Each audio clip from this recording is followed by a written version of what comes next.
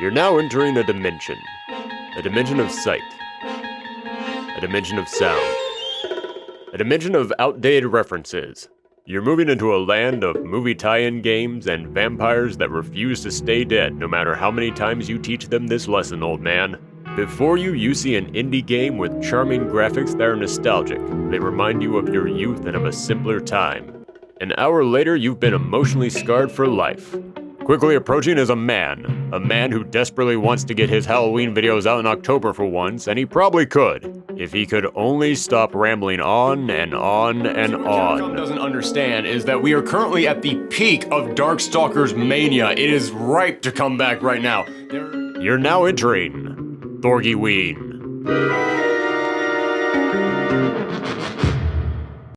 Hello there, boils and ghouls, and welcome to another episode of Thorgiween, that time of the year when I get to dive into the world of dark and spooky video games.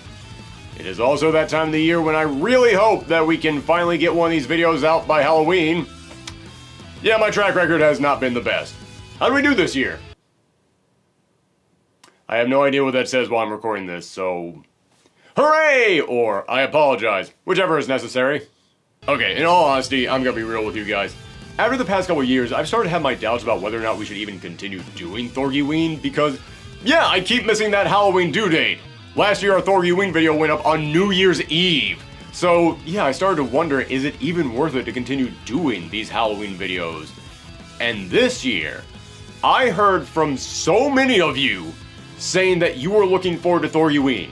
That this has become one of those videos that you anticipate every single year and you look forward to it. And man, I cannot tell you how much I appreciate hearing that because listen, I started Thorgiween just for myself. Just as a little gift to me because I love horror games. Hell, horror games, horror movies, the entire season of Halloween. It is my favorite time of the year. So I started this just as an excuse for me to be able to dive into all that spooky goodness that I enjoy. But knowing that so many of you out there enjoy it as well, yeah, Thorgiween is here to stay. We might not always go up on Halloween, but it's here to stay. So thank you all for that. So let's begin tonight's feature-length look at the creepy, the kooky, and everything spooky. But what game should we talk about? There's so many amazing horror games out there, but which one should we cover?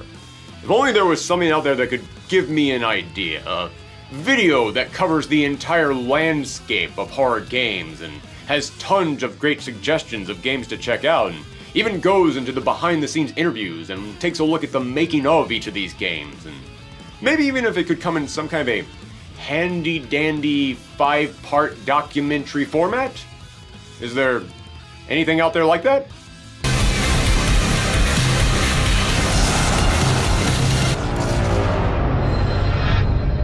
Yes, folks, a few years ago, I told you about the upcoming documentary Terabytes, all about the history of horror games, being made by the same filmmakers behind In Search of Darkness, an amazing look at 80s horror films, and Aliens Expanded, a deep dive into the making of James Cameron's legendary sci-fi action horror film.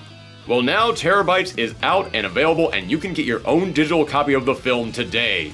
And before anyone brings it up, no, this is not a sponsorship. There's no hashtag ad popping up in here. Terabytes isn't paying me to bring any of this up because they don't have to, because I'm in it, baby! That's right, hashtag not an ad, because it's me! I'm in the movie! Yeah, I've talked several times on social media about how much I loved In Search of Darkness and the other films from this studio, and 2 years ago, they reached out to me and asked me to do an interview, and now the film is out, and I'm in it! I cannot tell you how cool that is. When I saw In Search of Darkness, I was so blown away by that documentary and that just big love letter to the world of 80s horror that I said, I don't care what their next project is, I want to be involved in it. I don't care if I'm just buying everyone on the crew coffee one day, I want to help out because I think what this studio is doing is so incredibly cool. And there's so many amazing talented people and incredible interviews that they got in this documentary. They've got Akira Yamaoka, Swery, John Carpenter. They got John Carpenter to talk about video games. Do you know how hard that is? Not that hard at all. The man actually kind of loves video games. He's sort of goated.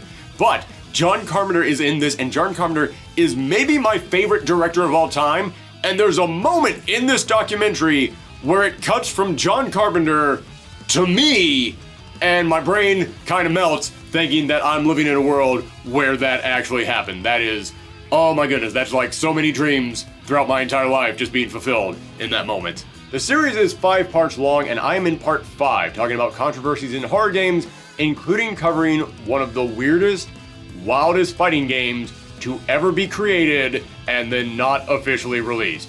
So if you want to see that, make sure that you go and get your own digital copy of this at terabytes.com. I will link it in the description down below. And just a reminder, everyone, this is not an ad, this is not sponsored, that's not my own special sponsored link down there that you have to go through to make sure that I make some money off this. No, they're not paying me for this. I am doing this specifically because A, I'm really proud of the fact that I actually got to be a part of this. I still can't believe that's real. And B, I just want to support these filmmakers. Like I said, even if I wasn't in this, I really do enjoy just all the little films that they put out. So if you want to go and support them and watch a really cool documentary series, make sure that you follow that link down there in the description to get your own digital copy today. Whew, man, I still just can't believe that actually happened. I can't believe that I actually got to be in this film. That is a dream of mine that I got to accomplish this year. That is so incredibly cool, and every time that I think about it, I just get a big old smile on my face. It makes me so incredibly happy, and nothing could possibly bring me down.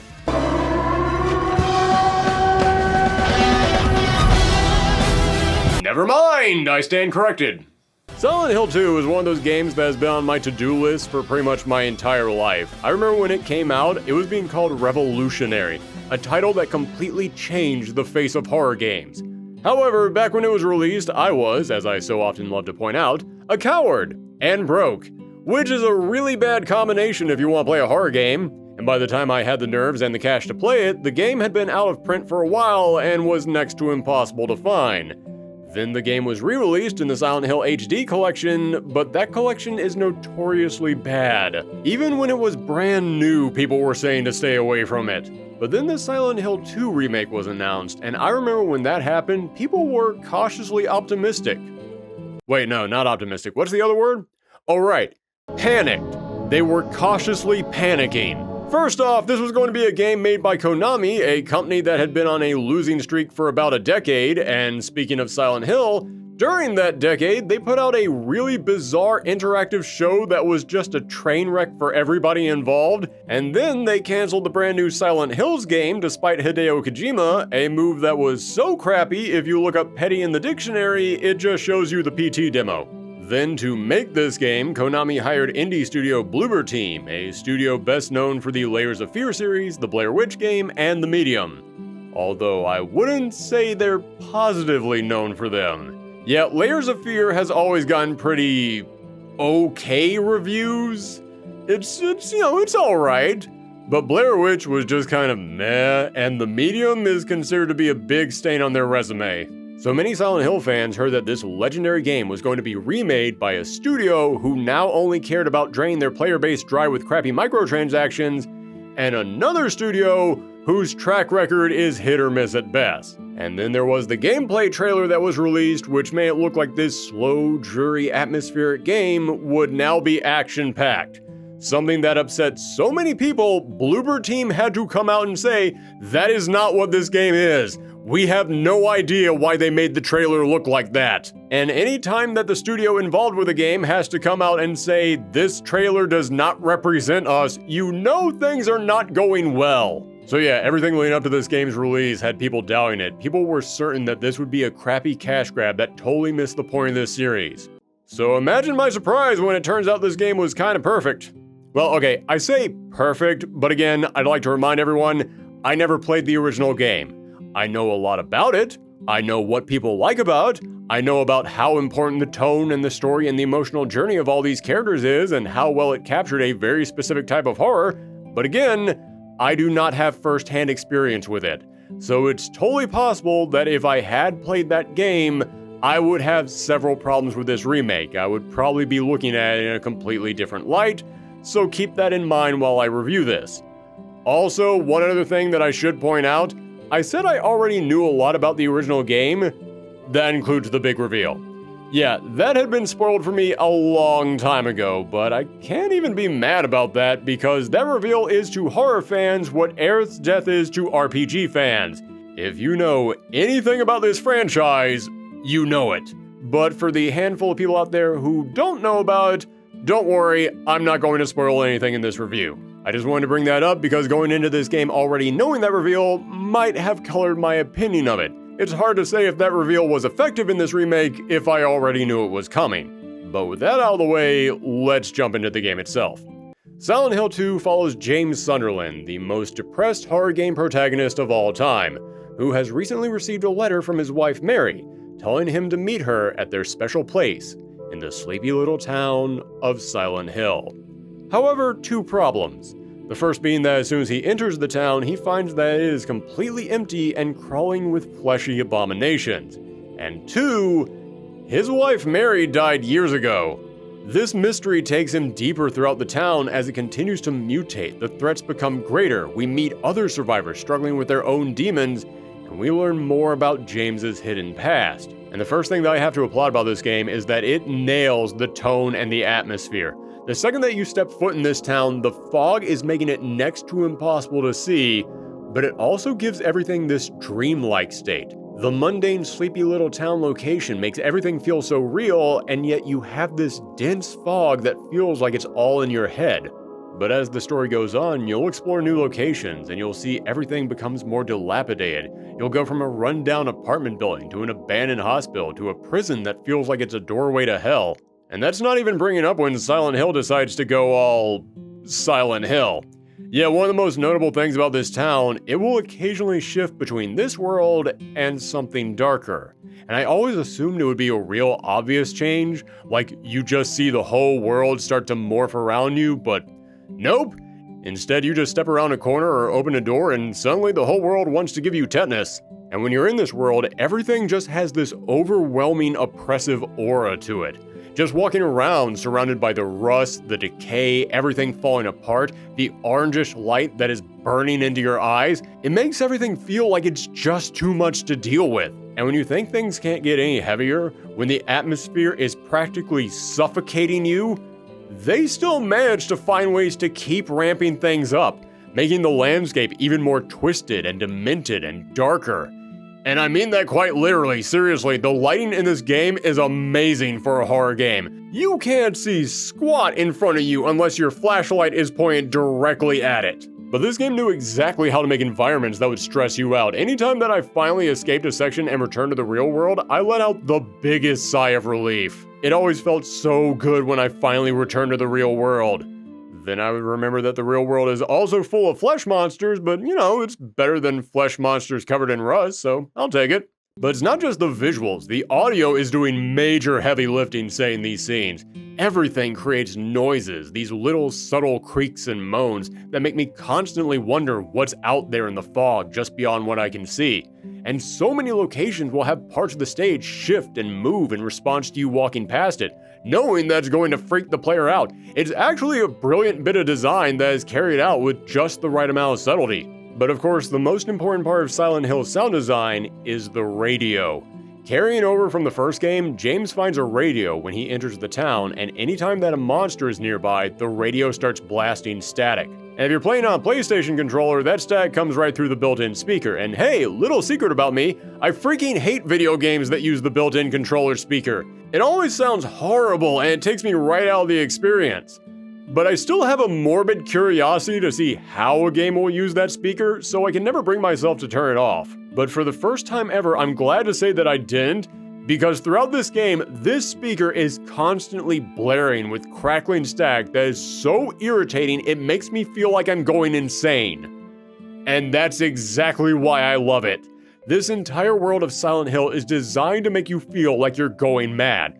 So having my own controller making this crackling, horrible, piercing sound felt incredibly immersive. I know this is a survival horror game, so it's probably a smart idea to run from some enemies, but this sound kept driving me so crazy, I had to kill every monster I came across in the hopes it would finally buy me a moment of silence. Also, I'd like to take a moment to apologize to my wife for making her listen to this for the past week.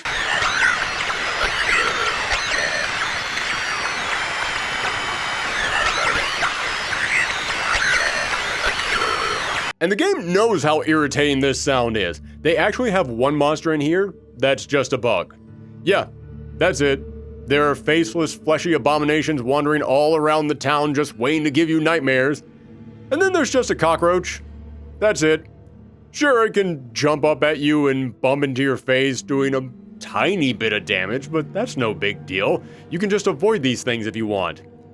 Except that these bugs also set off your radio.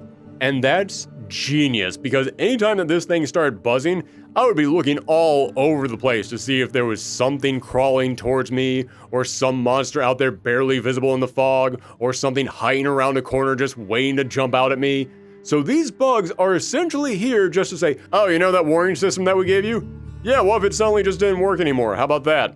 But as for the larger threats in here, the monsters that can actually do some damage, I'm not gonna lie, I was not expecting much.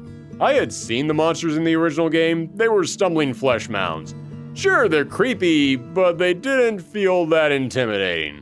But when I actually played the game, I found that a lot of these common monsters would be bobbing around or sliding across the floor in a way that makes them really hard to aim at, and if I went in for a physical attack, they can just counter those. And when they do, your life points take a hit. Yeah, James Sunderland is not a specially trained STARS agent. No, he's just some guy. He is just a normal man made of flesh and bones like the rest of us, and they can get bruised. In fact, I'm just going to go ahead and apologize to everyone for the fact that James is limping for a lot of the footage you're going to be seeing. I kept getting my ass kicked early on in the game before I learned the magic of the dodge button, and this is a survival horror game, so let's just say that healing items were in short supply. So I think I spent the first 10 hours of this game with the red warning lights on around the screen. But eventually you will learn the timing of these monsters and how to avoid them. But this game has a really solid enemy progression system. Each time you get the hang of one enemy type, a brand new one will appear with their own unique attacks and patterns. You figure out how to deal with the crawling enemies, now you got a new variant that explodes when you beat them up. There's one type of enemy that's all legs and not in the good way, and they love to just sneak up on you and they won't set off your alarm. So for the first couple hours of this game, you are constantly getting surprised by them. But eventually you learn to check your blind spots and look around corners and how to dodge their attacks, and then they become pretty easy. Until a brand new variant gets introduced that crawls around on the ceiling like spiders, and now you have a new phobia that you didn't even know existed. And then, of course, there's the nurses. The nurses in Silent Hill 2 are legendary. They're some of the most famous horror game monsters ever. But I always assumed it was for lore reasons, because of what they meant to the plot, which, again, I won't be going into. But I assumed that was the entire reason they were so scary.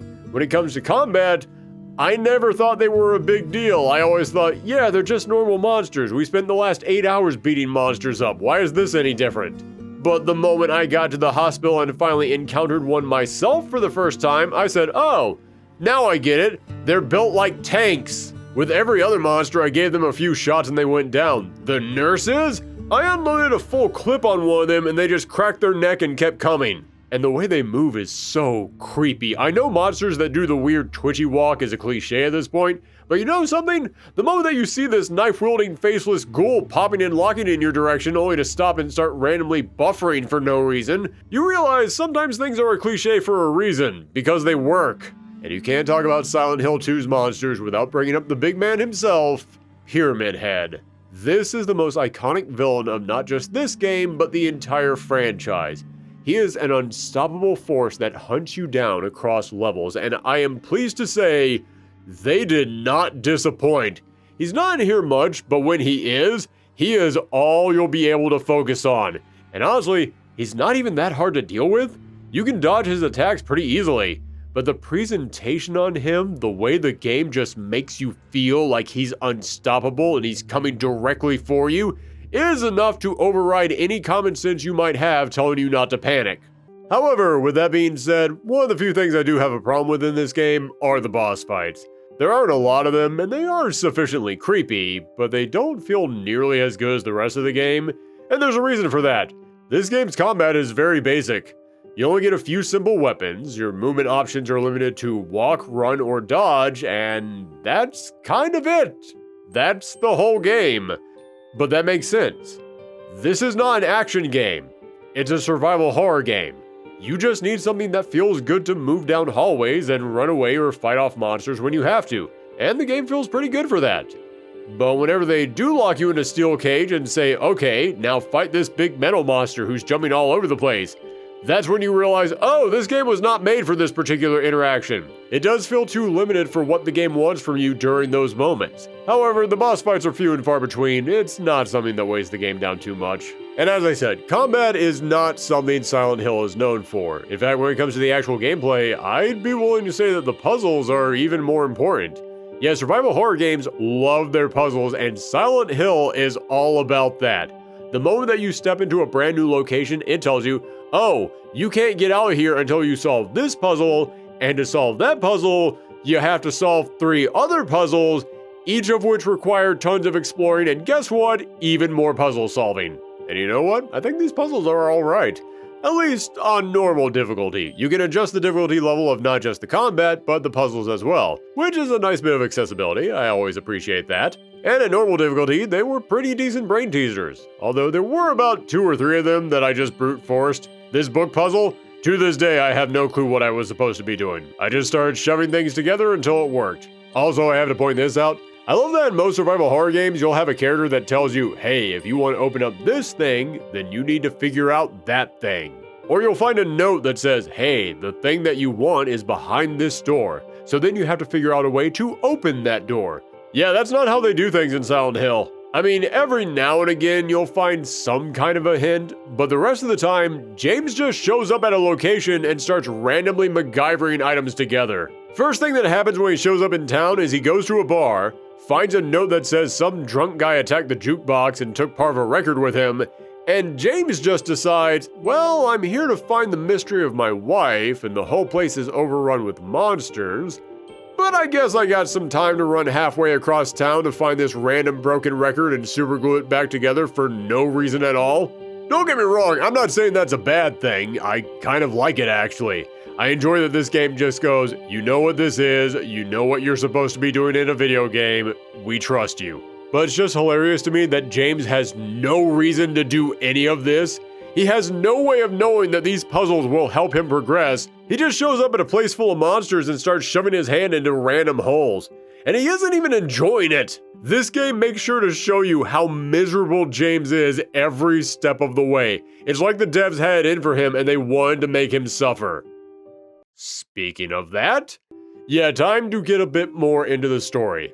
Again, I'm not going to go into spoilers, at least not heavy spoilers, but we have to mention that Silent Hill isn't really a horror series focused on jump scares.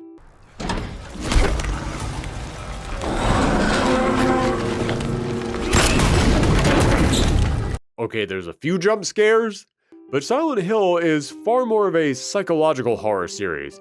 I already mentioned how the atmosphere and the sound design is so overwhelming, it feels like your own mind is gnawing at you. You constantly feel like nothing is right about this place.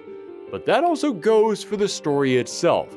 Silent Hill is one of the most personal horror series out there, and it's because this town is meant to be your own demons brought to life.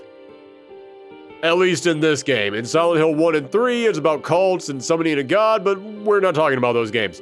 No, in Silent Hill 2, this town is constantly twisting and shifting. As you go through these locations, you'll slowly learn more about James and his past, and you'll realize this isn't really a town. It's more like James's personal hell. There's definitely a Dante's Inferno vibe to this game, especially with several sequences where James has to keep going further down in order to escape. But many of these monsters and the locations you go to and the puzzles that you have to solve are all references to James's past. Something about this town is crafting itself specifically to torture James, and I don't feel like that counts as a spoiler because, again, it's maybe the most well-known thing about this series. But also, really early on, James starts seeing things that should not exist. Things that he recognizes and should not be here. He even finds a woman named Maria who looks identical to his wife Mary, except with a lot more attitude and dressed in more revealing clothes. Even if you don't pick up on what that means, you will instantly realize that it means something. Also, there's a section in this game where Maria joins you as you walk across town, giving little commentaries on what you do. And I really dug this sequence. I thought she was a fun addition to all this exploration, and I kind of loved having her around. And knowing what this game is about, I have to wonder if that makes me a bad person. But as you explore Silent Hill, you'll run into other people who have been called to this town, and this is one of my favorite things about this story, because it becomes clear pretty quickly each of them are dealing with their own issues as well. I'm looking for my my mother. It's been so long since I've seen her. I thought my father and brother were here, but I can't find them either. Yeah, she seems to have everything under control. I'm sure she'll be fine. Okay, in all seriousness, I love that the other people that you find do not feel like they're just there to be side characters to James's story. Each of them feel like in some other reality, we could have been playing through their game.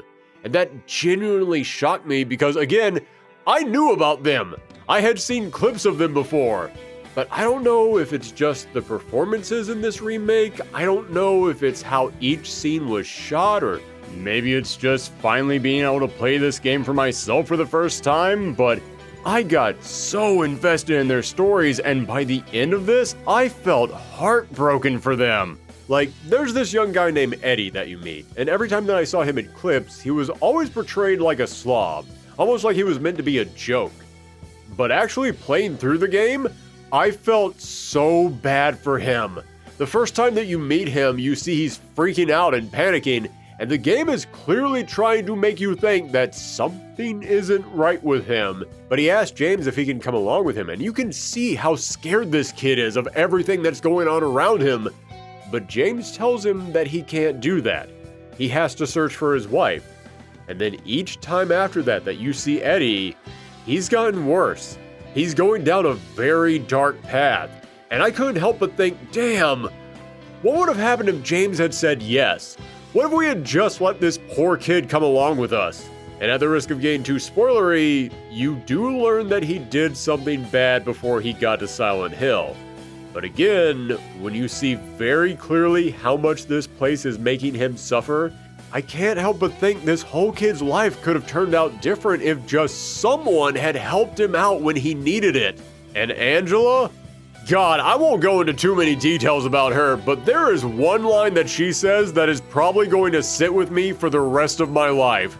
I have heard people criticize their performances in this remake though, because, well, to put it simply, it's not as off-putting as it was in the original, and I can understand that. In the original, their directing felt odd, but I get why that works. It played into the whole dream aesthetic of everything. It had big David Lynch vibes all over it. And don't get me wrong, there's definitely still some of that in here, but again, speaking as someone experiencing this game for the first time, I was blown away by their performances. Especially James. His voice actor, James Roberts, yes, they have the exact same first name, but his voice actor, James Roberts, just nailed how beaten down this man constantly sounds, how drained he is by all of this. And as I have alluded to many times, that's kind of the point of this game. I'm going to get kind of heavy here for a moment, because the rest of this review has been so lighthearted and fun up to this point, I know. But if you can't tell, this is not going to be a game for everyone. This is a game that is meant to wreck you, to leave you emotionally destroyed. And I understand why that is going to turn off a lot of people. And there's nothing wrong with that. No shame in saying this is not a game for you. But sometimes I think it's healthy to let a piece of art just take your emotions through a blender. I think the entire point of art is to make you experience and feel things. Sometimes things that you can relate to so that way you can reflect on them and work through them. And sometimes things unlike anything you've ever gone through because it teaches you to think in brand new ways. It makes you grow as a person by forcing you to look at something in a brand new light. And after playing through Silent Hill 2, I felt emotionally full. This game took me on such a ride that when it was over, I just had to sit there and just float in a pool of thoughts for a while. And as depressing as the game is, it feels good to have a game that can still hit me that hard. I might never have played the original, but I can still say that this remake is truly something special. Oh yeah, there's also a bunch of alternate endings, including several that were made just for this remake, which is really impressive, with a ton of them being great joke endings, the best one, of course, being the dog ending. Sorry, I couldn't think of a good time to bring that up during the rest of this review, but I had to make sure that I mentioned it because every horror game out there needs good secret joke endings. Your move, Resident Evil. That new game better have a secret ending where you find out that the entire Umbrella Corporation was being run by a pack of raccoons. Alright, starting off pretty strong on this year's Thorgiween.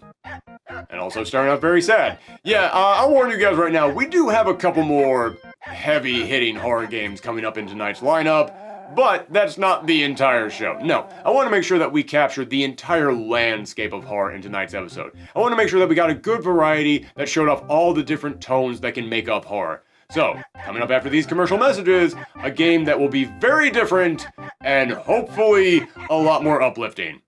Stay tuned. Some glow-in-the-dark bags. This is the best costume ever. I'm a pirate. Monsterfest is back on AMC. Apocalypse, Armageddon, it's always got a face and a name. 8 straight days and nights of movie time. Hi! There's another box over there. Dunkin' Donuts for Halloween. Welcome back to Thorgiween, you sorority slashers. For our first game tonight, we talked about Silent Hill, a franchise that's been called dark and unnerving, but I feel like we can go even further. I feel like we can get even darker. So for our second game tonight, let's talk about a game that's been called filthy, perverse, disgusting, a game that can only be enjoyed by the sickest of minds, a game that was so bad, it got called before Congress and was banned from store shelves across the entire country. Prepare yourselves, folks.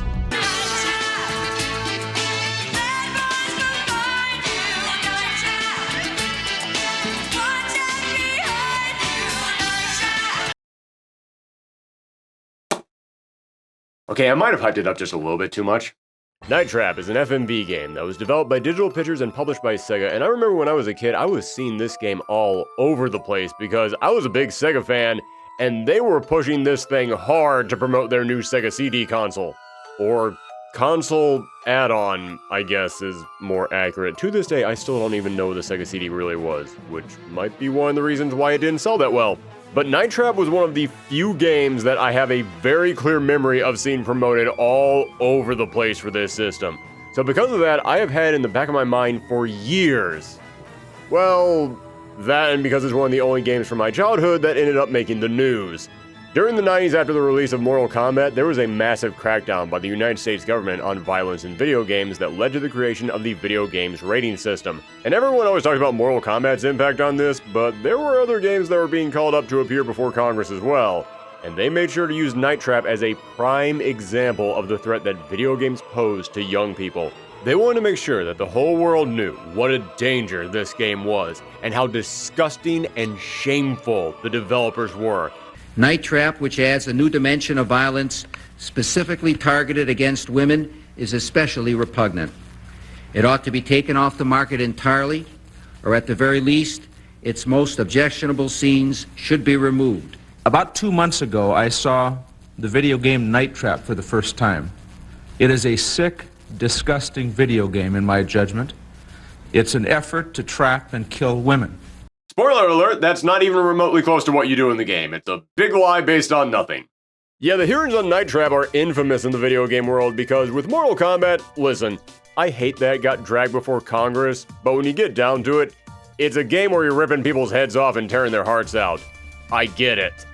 But when Night Trap was pulled up before Congress, it was like, why?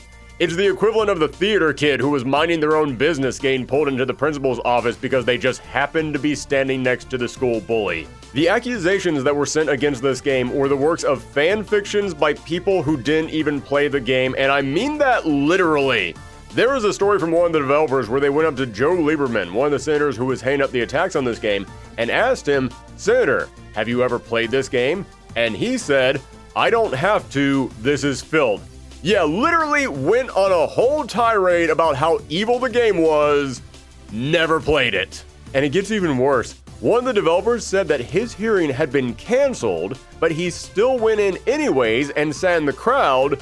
Then a senator said it's a shame that he couldn't be here to defend his own game. At which point he stood up and said, actually, Senator, I am here. And he was then told to sit down and stop interrupting or he'd be arrested. Wow. I can't believe that the United States government would take actions against a thing that they have no knowledge of, refuse to look into those subjects, and then manipulate the hearing so that way people with knowledge of those subjects were not allowed to speak. Thank God that's not a thing that happens anymore. Fuck, everything sucks! So Night Trap got ripped out of stores, and these developers were being treated like pariahs by their own friends and family. But, I don't know if you realize this or not, but if you want to sell copies of your video game, telling everyone it was so dangerous it got banned is one hell of an advertisement. So the initial release of this game might have been banned from several stores, but it still ended up selling so many copies that over the years it has received several re-releases. And a few years back, it even got a 25th anniversary edition re-release, and that anniversary edition includes every version of the game with tons of behind-the-scenes information. So today, let's celebrate this title and see just what made it so dangerous. This game stars a group of sorority girls who are going to have a sleepover in a big fancy house. Only it turns out that house is owned by a family of vampires who have been harvesting their visitors and feeding them to their ghoulish slaves called augurs. But on this particular night, the augurs have escaped and they're roaming around the house. And to make matters worse, these vampires have set up traps all over the house designed to catch these girls. But tonight, these girls have someone on their side. You, the player. Yes, you are a part of a team of undercover soldiers called the Special Control Attack Team, better known as SCAT. SCAT, huh? I hear their operations really stink. You know what? It's way too easy. Just move on. One of the members of SCAT, Kelly, has gone undercover as a member of the sorority, and she's going to be in contact with you, the player, because SCAT has hacked into the camera system and the traps of this house, and now you have control of them. You then have to catch these augurs as they're creeping around the house and drop them into the traps. And there are tons of them, 100 in total, and they are constantly coming at you. If you don't catch enough of them, or if you let any of the main characters get captured, then the game is immediately over. I have to say, this is a brilliant idea. There was nothing else out there like this at the time. Not only was it one of the earliest examples of a full-motion video game, but most other FMV games heavily focused on choosing paths in a story or solving puzzles, kind of making them perfect for the horror genre, but they were also pretty relaxed games. You tended to be sitting back and waiting for things to happen in that game that you had to interact with. But in here, you have to constantly be active. This story is playing out in the house without your presence. It is not waiting for you to interact with something. No, the story is just going at its own pace, which means that you have to constantly monitor everything that is happening in that house. This was a completely new experience for players back then. It was a level of interactivity that was not mainstream for the time, and it really tested your reflexes. I mean, look at how fast you have to flip through these cameras.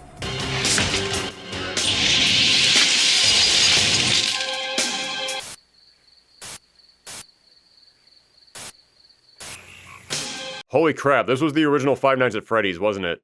And listen, I'm not saying this is a perfect idea because the mere premise of it essentially guarantees you're going to lose a lot. Because I'm telling you right now, it is impossible to beat this game on your first try. You have to be watching the little cameras with eagle-eyed precision.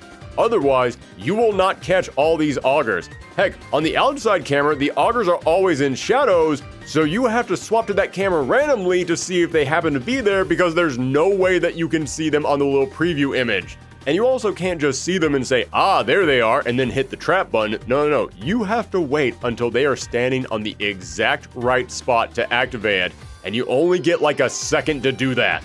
So you'll find yourself watching these guys fumble around going, come on, I gotta check the other cameras. Hurry up and stand on the trap already, you stupid ghoul. And to make matters worse, the vampires who own this place will occasionally realize that something's up. So they'll try and kick you out of the system by changing the password for the traps, that password being represented by a color.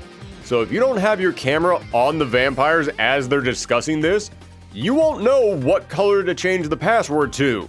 You can randomly guess that, and maybe you'll get lucky, but you can't test to see if you got right until an augur is over a trap, meaning you basically get one chance to test your guess. If you're wrong, gotta wait for another augur to walk over a trap.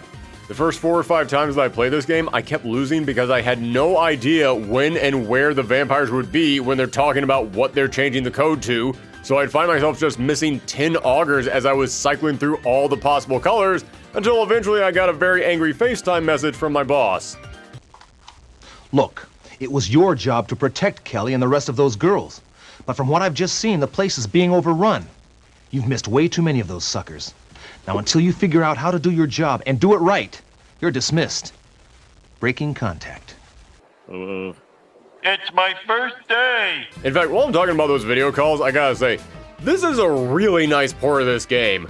The footage used in here is 25 years old, and sure, it doesn't look like modern day 4K quality, but it is stunning they were able to clean it up this much. Especially because this game allows you to play every version of the game that has previously been released. So I can go back to the 1992 version of the game, and I can see the grease-covered windshield that was the original footage. But this leads me to one of my biggest annoyances. You are going to be swapping between these cameras so often that there is zero chance you're going to be able to concentrate on anything else. You have 100 augers to catch, and this game is short. A successful run only takes 25 minutes, so you can do the math on that. That's like 4 augers a minute. And I have to be honest with you, it kind of bums me out that I have to completely miss the story in order to play the game. I mean, this is an FMV. It's meant to feel like I'm experiencing a cheesy B horror film. But you can't follow the story at all because you are constantly swapping between cameras. There were so many times when I would jump to a camera and think, wait, what the hell is going on here? Like at one point a character's kid brother shows up, and he now has a force lightning gun for some reason. Was I supposed to be following you while you explained what the hell was going on and where you got that? I'm sorry, I was too busy tossing 10 more augers into the pit. There were so many moments that cracked me up because I'd be following the plot for a second, then I would quickly change cameras to handle an auger, then I'd swap right back to the story, and suddenly things had escalated rather quickly. Well, I guess we'll have to take care of this ourselves.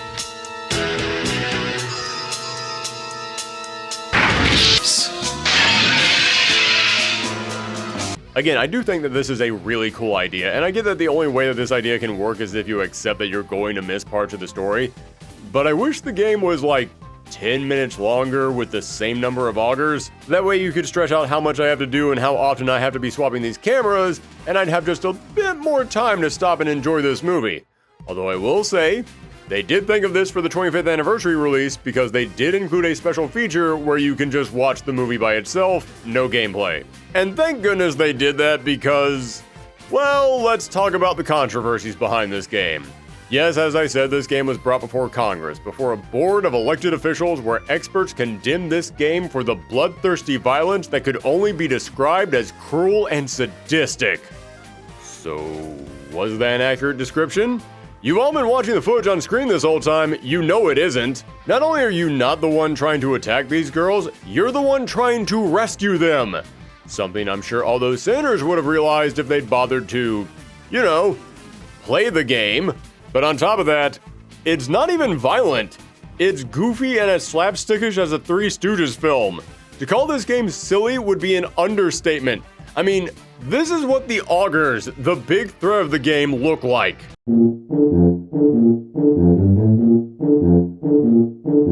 Yeah, this isn't some bloodthirsty monster, this is a last-minute Halloween costume. Considering they actually had to watch footage of this during the hearings, I have zero idea how anyone saw these doofuses waddling around and didn't immediately burst out laughing. Then again, when the original footage looks like this, maybe they just had no idea what they were looking at and it was kind of like a Rorschach test. And you know something, even though playing this game is essentially the world's longest Simon Says puzzle, memorizing so many different screens for so long you'll see them in your sleep, I still love this, because it is so bold with its idea, providing a game unlike anything made at the time and still pretty rare to this day.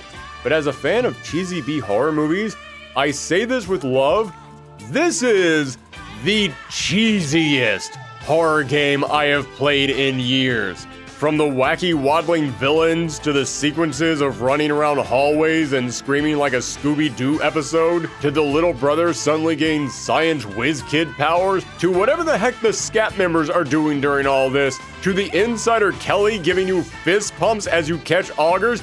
God, this whole thing is so silly in the exact way that I love. Yes, it's cheesy, and I will eat that cheese up all day.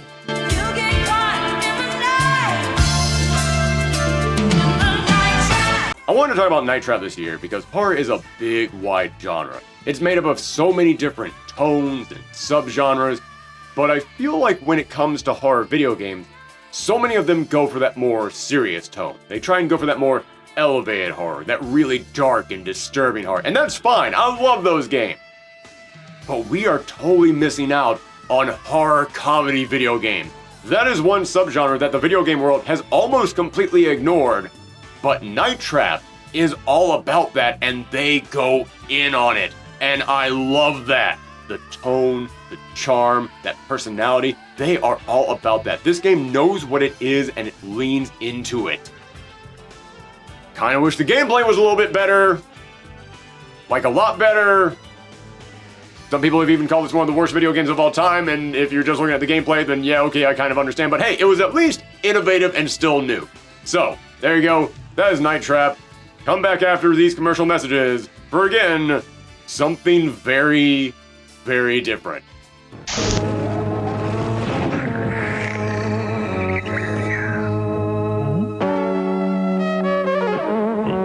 Collect bells, avoid hidden traps, find the magic ring, defeat the headless ghost. I win! Goosebumps, terror in the graveyard game. I want to drink your bag. Hi, I'm Harry. So am I. Welcome back to Thorgiween, you voices inside my head. You know, one of the things that I love about doing this show every year is that it gives me an excuse to finally play those games that I've been meaning to get to. And one such title is Slay the Princess. I've been hearing about this game for 2 years now, and I've heard that it's gotten great reviews. The title and the art style is really intriguing to me, but I didn't know much beyond that. People always just said, it's very good, and you just need to play it. So I said, this year for Thorgiween, we are definitely going to finally review Slay the Princess. And now that I have played it, I understand why nobody said anything about this game. This game is impossible to review. But hey, I like a challenge, so here goes. Okay, before we start this review proper, I just want to say, I love this game.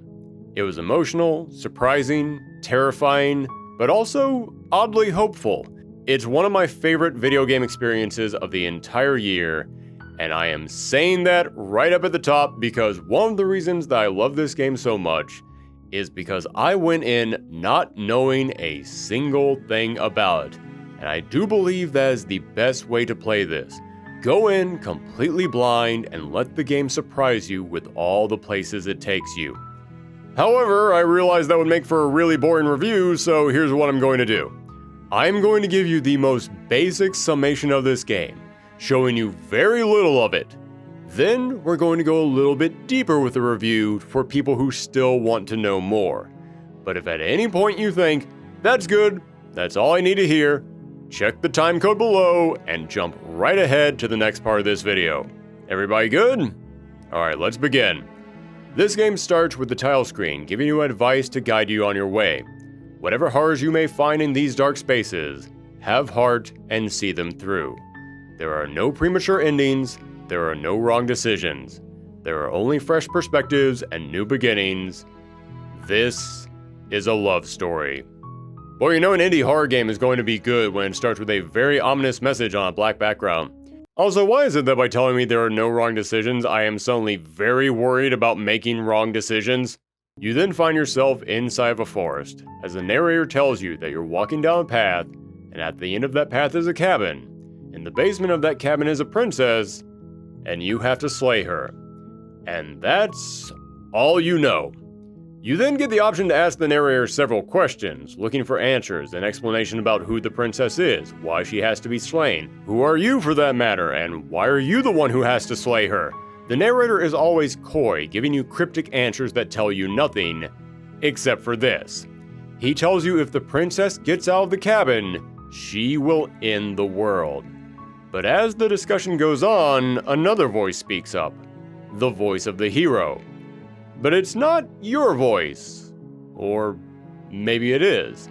It's still unclear, but whoever they are, they agree with you that something about this doesn't seem right.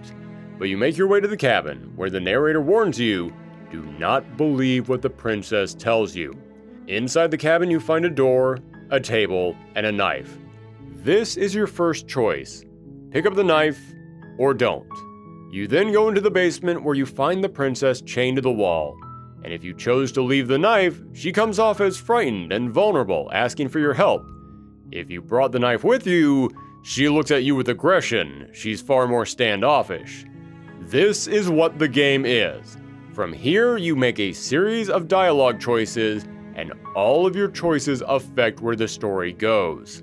And I don't think I've ever talked about this on the channel before, but I love story-based games where your decisions change how the story plays out. Every time that I make a choice and I can see the path of the game change, it feels like a magic trick. I love that stuff. And I was completely unprepared for just how different this game could get. Just how much your choices can change where the story goes, and how many choices you get to make. There are so many times that I would have to make a choice or ask a question, and I would be scrolling for minutes and minutes to see every single option I had.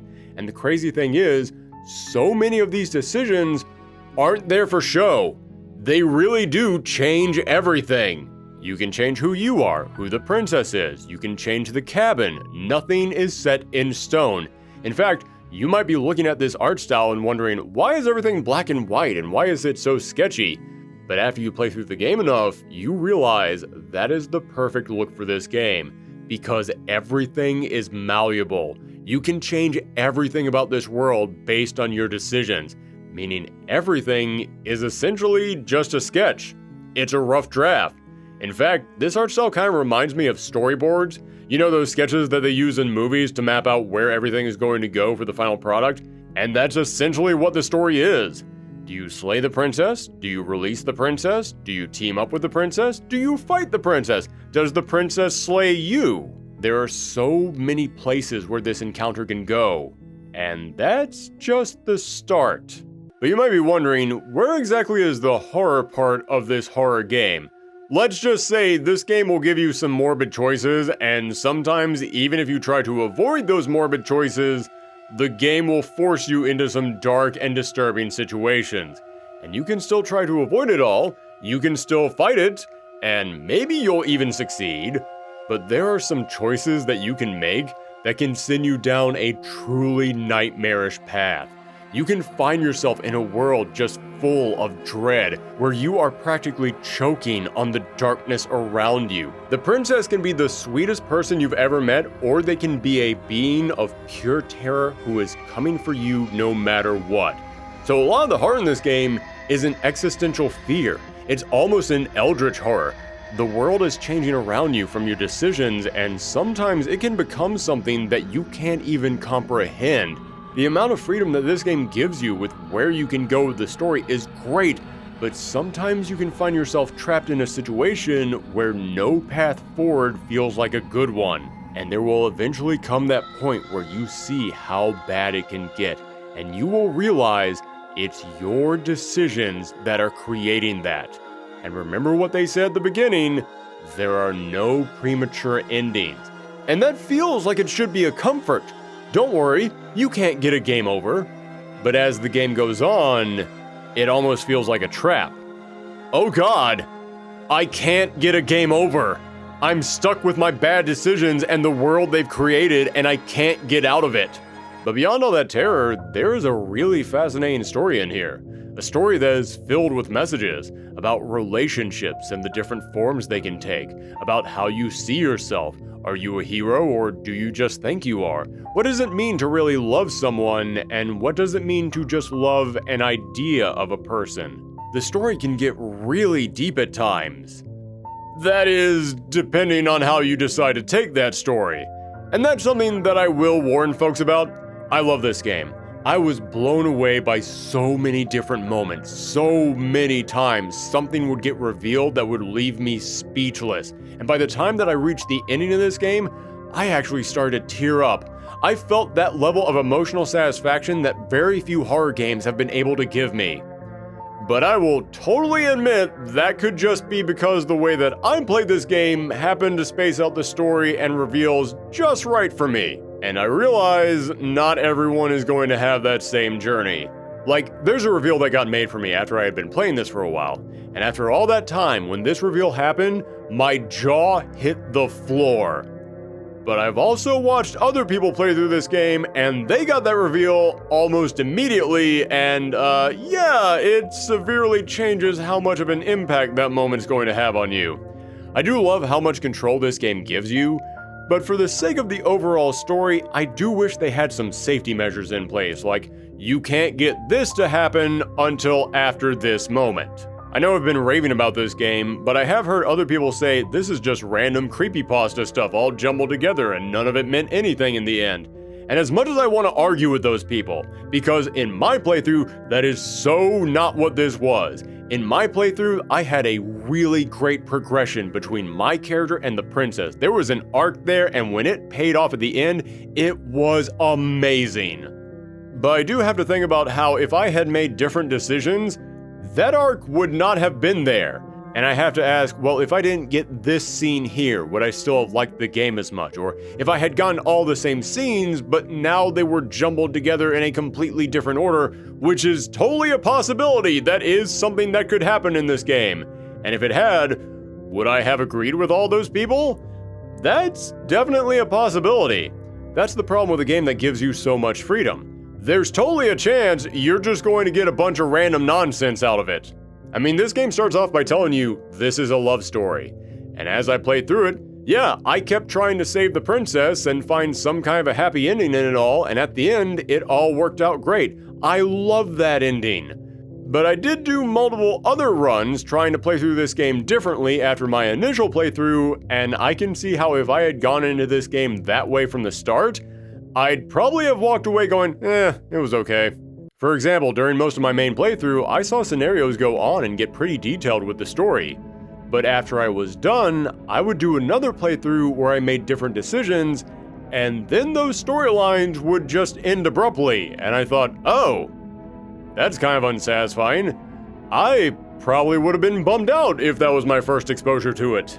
In fact, this is one nitpick that I will say I have with this game. I do wish the game made it so that all the paths lasted just a bit longer. I wish the game had a more guaranteed slow burn rather than hoping that you made the slow burn choices. Also, the end of this game is affected by your choices, but it still feels like no matter what choices you made earlier on, you still have a chance to change the game in a dozen different ways with your final choices. And I do wish that your previous choices felt like they had a bigger impact at the end. Don't get me wrong, there was something that happened to me at the end of my first playthrough that made me go, oh my god, it's that thing that I did all the way back at the very start of the game, and I love that.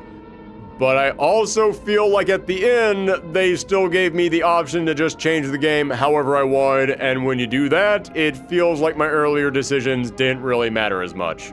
But then again, I could totally be wrong about that. There's like a dozen different endings to this game, so without seeing the Matrix on this one, I've got no idea just how much my previous decisions did lock me into that ending I got. So to sum up, I love this game. It's a brand of horror that's very unique. It gave me so much that I just kept obsessing over, and there were so many things I wanted to talk about, and by the end of my playthrough, it became something beautiful.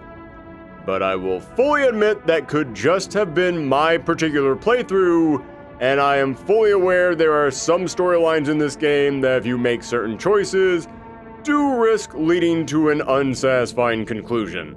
But for me, personally, it was worth every single playthrough that I did of this thing. It's one of those games that's going to stick with me for a long time to come, and if I have said anything that has piqued your interest in this game, you owe it to yourself to experience Slay the Princess. But if I haven't convinced you yet, yeah, let's go ahead and dive a little bit deeper into this. Again, I'm not going to spoil anything big. Everything I'm going to talk about is stuff that you will experience about 10-15 minutes into the game. But it was definitely not something I was prepared for, and the shock of it kept me constantly engaged with the game and wanting to play it over and over. So I mentioned earlier that the way that you play this game is you go into the basement, you find the princess, and then you will make a series of decisions that can change where the story goes. And then at the end of it all, you'll either end up slaying the princess, freeing her, or she'll end up slaying you, with multiple variations to each scenario. But after that happens, you wake back up, and the narrator tells you you're in a forest, on a path, to a cabin, and inside that cabin is a princess, and you have to slay her. And you instantly realize, wait, I've done all this before. But the narrator doesn't know what you're talking about. He says this is the first time you've been here. This is the first time he's met you. But then the hero voice speaks up. And so does another voice. Yes, each time that you go to the cabin, you go through a scenario, and then you wake up in the woods again as if everything was reset.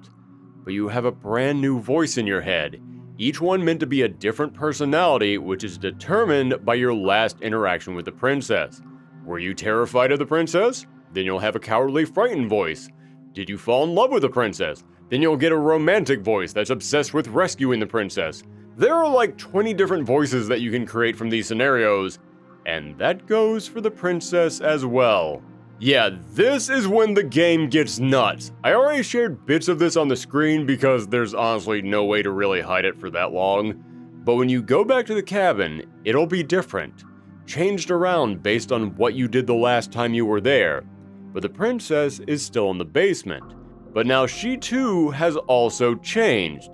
The princess and her cabin will morph to reflect how you interacted with her last time, becoming a completely different creature.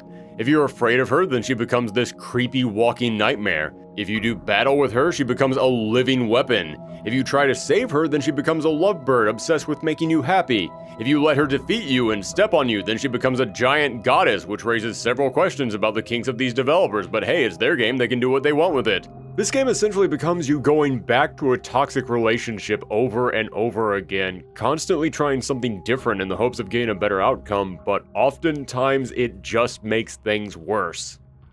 Oh my god, I just realized, this is I Can Fix Her the game, isn't it? And I have to give major credit to the two voice actors in here. Nicole Goodnight, who did the voice of the princess, and Jonathan Sims, who did the voices in your head. To pull this off, they had to do a huge range of personalities without actually changing their voices.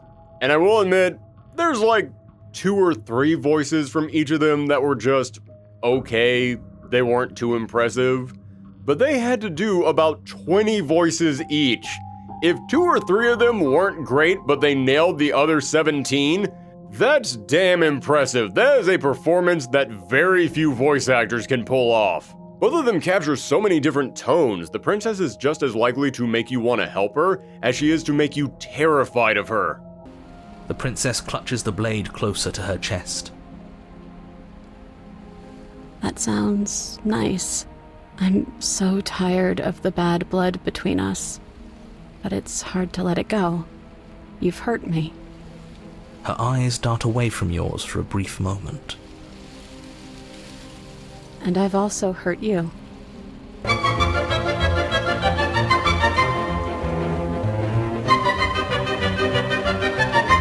knife? What are you talking about? I don't have a knife. Where would I keep a knife? And why would I stab you to death? I don't know you. You haven't given me a reason to stab you to death. It would be so silly of me to cut you open and look at your insides. And the narrator and the voices in your head can be really introspective and deep one moment, and then the next moment they can't stop infighting and it's kind of hilarious. The princess falls into your arms, tears streaking down her cheeks. I can't believe you're making me describe this. I hate you. Again, just really impressive performances from these two, and I hope that after this both these actors blow up. And when I started to see how different these two characters could get, I became obsessed with seeing how far it would go, how warped this world could get, and I had so many questions about, okay, how much from the last story stuck with this one? How much of my previous decisions are affecting this run? Are they affecting things at all, or is this a completely fresh start? When I started this game, I did what I do in all choose-your-own-adventure games. I said, I'm not going to save state, I'm not going to rewind anything, I'm going to just play this game with my own decisions and see where that takes me. And yeah, that lasted for maybe an hour before I said screw it.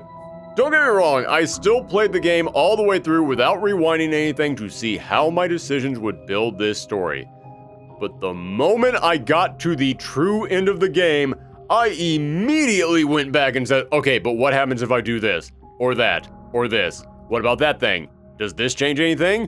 Oh my gosh, it does. How much does it change things? Heck, they even give you a gallery when you finish this game showing all the artwork you've unlocked and all the art you haven't unlocked, with hints on how to unlock them. And guys, you can't do this to me. This is making a very dark completionist itch rile up in the back of my neck. I have other things that I need to do. I can't keep playing this game over and over. Maybe just one more run. But okay, now that I have revealed a few more details and talked even more about why I love this game, I can also get a little more detailed with my issues with it. As I said, I do wish that this game had a bit of a slower burn in the start. Like, they throw you right in there and you have to get busy freeing or slaying the princess. Even if you choose not to do anything, the game is going to pretty quickly force you into situations where you have to make a decision. But now that we know about the time loops, yeah, I understand why they did it. You're going to play through that opening sequence over and over again. They kind of want you to get to the point where you can actually affect the story.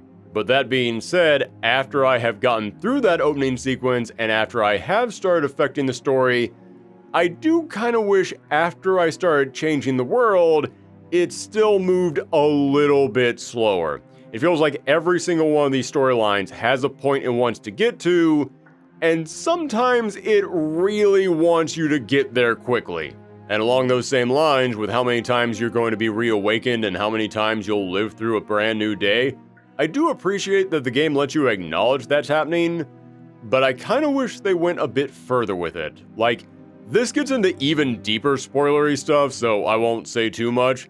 But there are some times when you're just going about the story again, and I do kind of wish you could maybe, I don't know, open up brand new pathways that weren't accessible to you earlier in the game because of what you have experienced in your previous playthroughs. Something that makes you feel like playthrough number 5 couldn't possibly have happened in playthrough number 1, if that makes sense. However, that is a minor nitpick. I still can't tell you how much I love this game, how imaginative it was, how deep it got, and how creative all the directions are that it can go. I love that it felt like this game didn't try to limit itself in any way, and whatever it wanted to do, it just went for it. It feels like every day one of the developers would say, hey, what if we could have this happen on this run? And they would just put it up on the board and nobody told them no. And I have no idea what this studio has planned for this game in the future, but I'll just say this right now. You did something amazing. You deserve all of the applause, and I will gladly support whatever your next project is. But if you want to release some DLC that adds like 5 brand new possible pathways, I will not say no to that, and I'm going to buy it on day 1. I don't know how much more I can say about this game before I really get into spoiler stuff, so I'll just wrap up by saying that I was not planning on talking this long about this game. I thought, okay, it's an indie game and it's kind of short. I'll just go in there, just play it for a little bit. Bing, bang, boom, I'm done. Very quick, easy review. But what I got ended up being one of the most pleasant surprises I have had all year long. This is a game that every single different storyline that I played through made me want to just keep exploring and keep talking about it. I will admit, this is not going to be a game for everyone. No. This has a very specific audience. And even if you feel like you're in that audience, yeah, I have to admit, there is a chance that you might make some decisions that will get you a really unsatisfying ending, and you might not see what everyone else loves about this game. But that being said, if you're hesitant about this game, but you think maybe you'll enjoy it, I would still absolutely recommend checking out Slay the Princess. It is a once-in-a-lifetime, truly unique horror experience.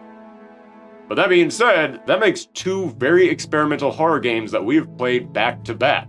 So, come back after this break for something a bit more traditional. Something that really screams Halloween. We're using my mummy's recipe. Mummy, This better be good. It'll be great. Does your daddy have a recipe? A chill runs down your spine. Goosebumps explode from your flesh. And before you can scream, it's upon you. MTV shuts over weekend. What? You don't believe me? What do you need, like a sign from above? Be sure to visit this display wherever you buy Coors Light. And it's just perfect for when friends drop in. Welcome back to Thorgiween, you children of the night, the show where I just realized I don't own a Castlevania shirt, but I own a Bloodborne one, and I figured, screw it, that's pretty close. Yes, it's Castlevania time again, everybody. Every single year on this show, we love to go back and revisit one of the older Castlevania games. I say that like there are new Castlevania games, but you get what I'm talking about. And the reason why we do that is because I really enjoyed Castlevania when I was a kid, but when it moved towards the Metroidvania formula, I kind of fell off the titles. Not because I don't like Metroidvania games, no, I actually love that genre. It's just I didn't have the cash to keep up with the games back then. So, every single year on Thorgiween, I use it as an excuse to go and check out those Castlevania games that I missed out on. We already did Symphony of the Night and Aria of Sorrow, but this year, there's one game that has always been high up there on my list, and I'm finally going to tackle it. Order of Ecclesia. I heard people raving about this game back in the day. They said it was the best of the DS games. But therein lies the problem. It was a DS game, and recording DS footage kinda sucks. Luckily, last year Konami released the Dominus collection that contained all of the old Castlevania DS games. Ah, Dominus! I see what you did there. Begins with a D, ends with an S. Pretty clever, Konami. So that means I can finally check this game out and see just what made it so special. Order of Ecclesia is set in the 1800s, canonically being the first game in the timeline after Symphony of the Night, and yet out of all the Castlevania games I've played, this one feels the most self-contained, as it doesn't focus on any member of the Belmont family. No, instead the Belmonts have disappeared, and in their place an order named Ecclesia has sprung up to try and ensure that Dracula never returns. The organization was founded by a man named Barlow, who studies glyphs, magical symbols that he believes can be used to seal Dracula away. He adopts two children, Albus and Shanoa, and raises them in the hopes that one day one of them can become a vessel to contain the Dominus, a powerful glyph that could be used to stop Dracula. He is also totally not secretly a villain. Not at all, nope, get those thoughts out of your head. He is just an old man obsessed with Dracula and gaining ultimate magical powers and turning children into living weapons. There is nothing suspicious going on here. We play as Shanoa, who has been chosen to be the vessel of the Dominus, and her adopted brother and closest friend Albus does not take it very well. He rebels and runs off to find the Dominus himself. However, after being transformed into the vessel, Shanoa loses all of her memories and her emotions, making her one of the most stone-faced heroes in this franchise, which is really saying something when you consider some of the other characters we've played as.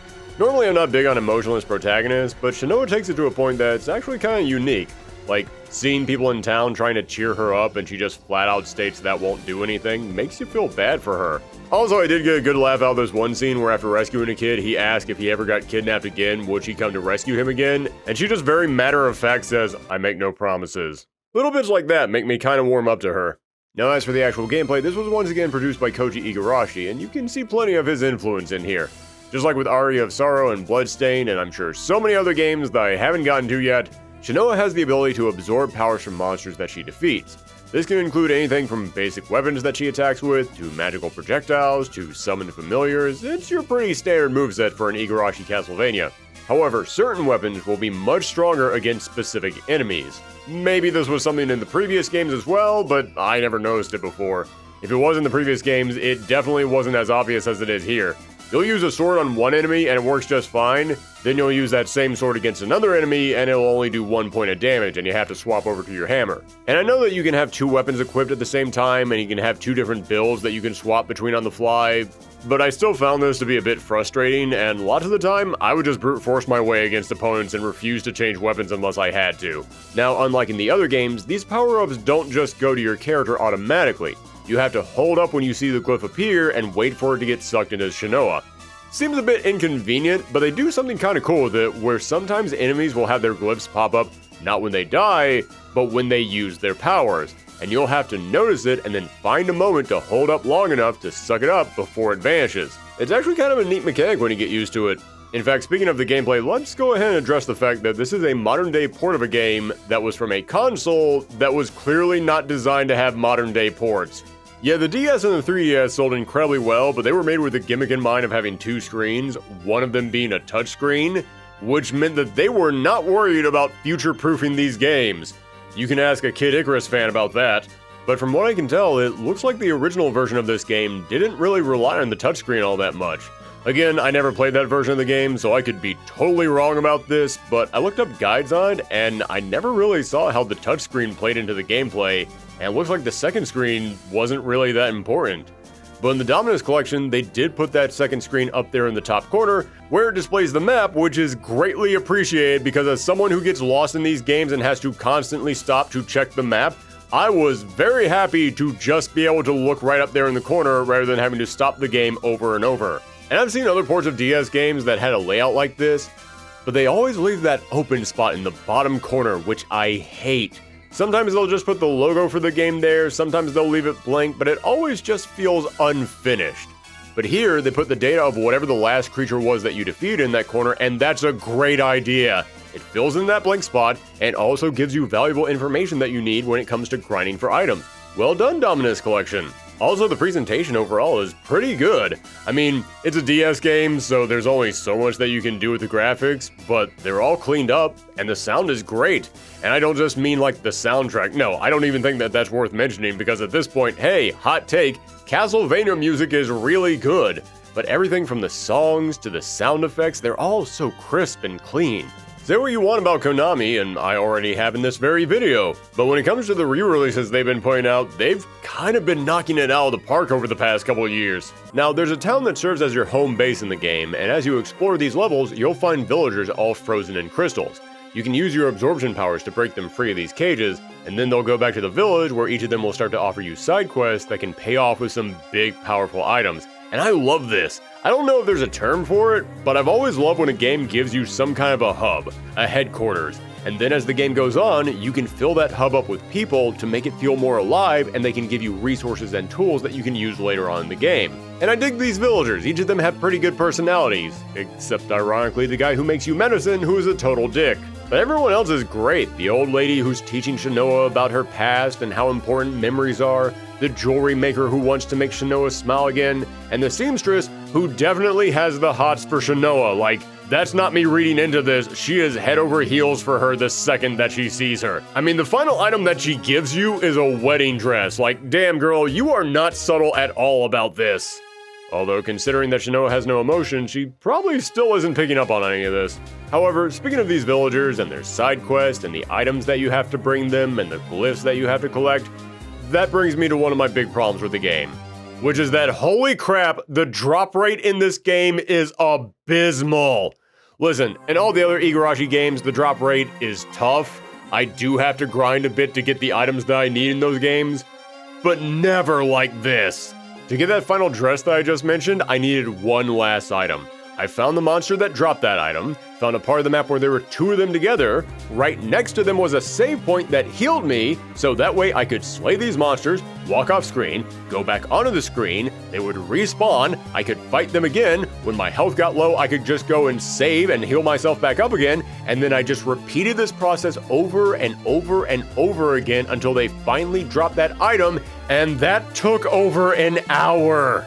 Yes, slaying these two monsters over and over again took me over an hour to get one item from both of them, and I had gear equipped that raised the drop rate. Normally in these games, I try to get maybe not all the side quests and special items, but I at least try to get most of them. In here, screw that. I got maybe a third of these quests done, and I said, this is so not worth it.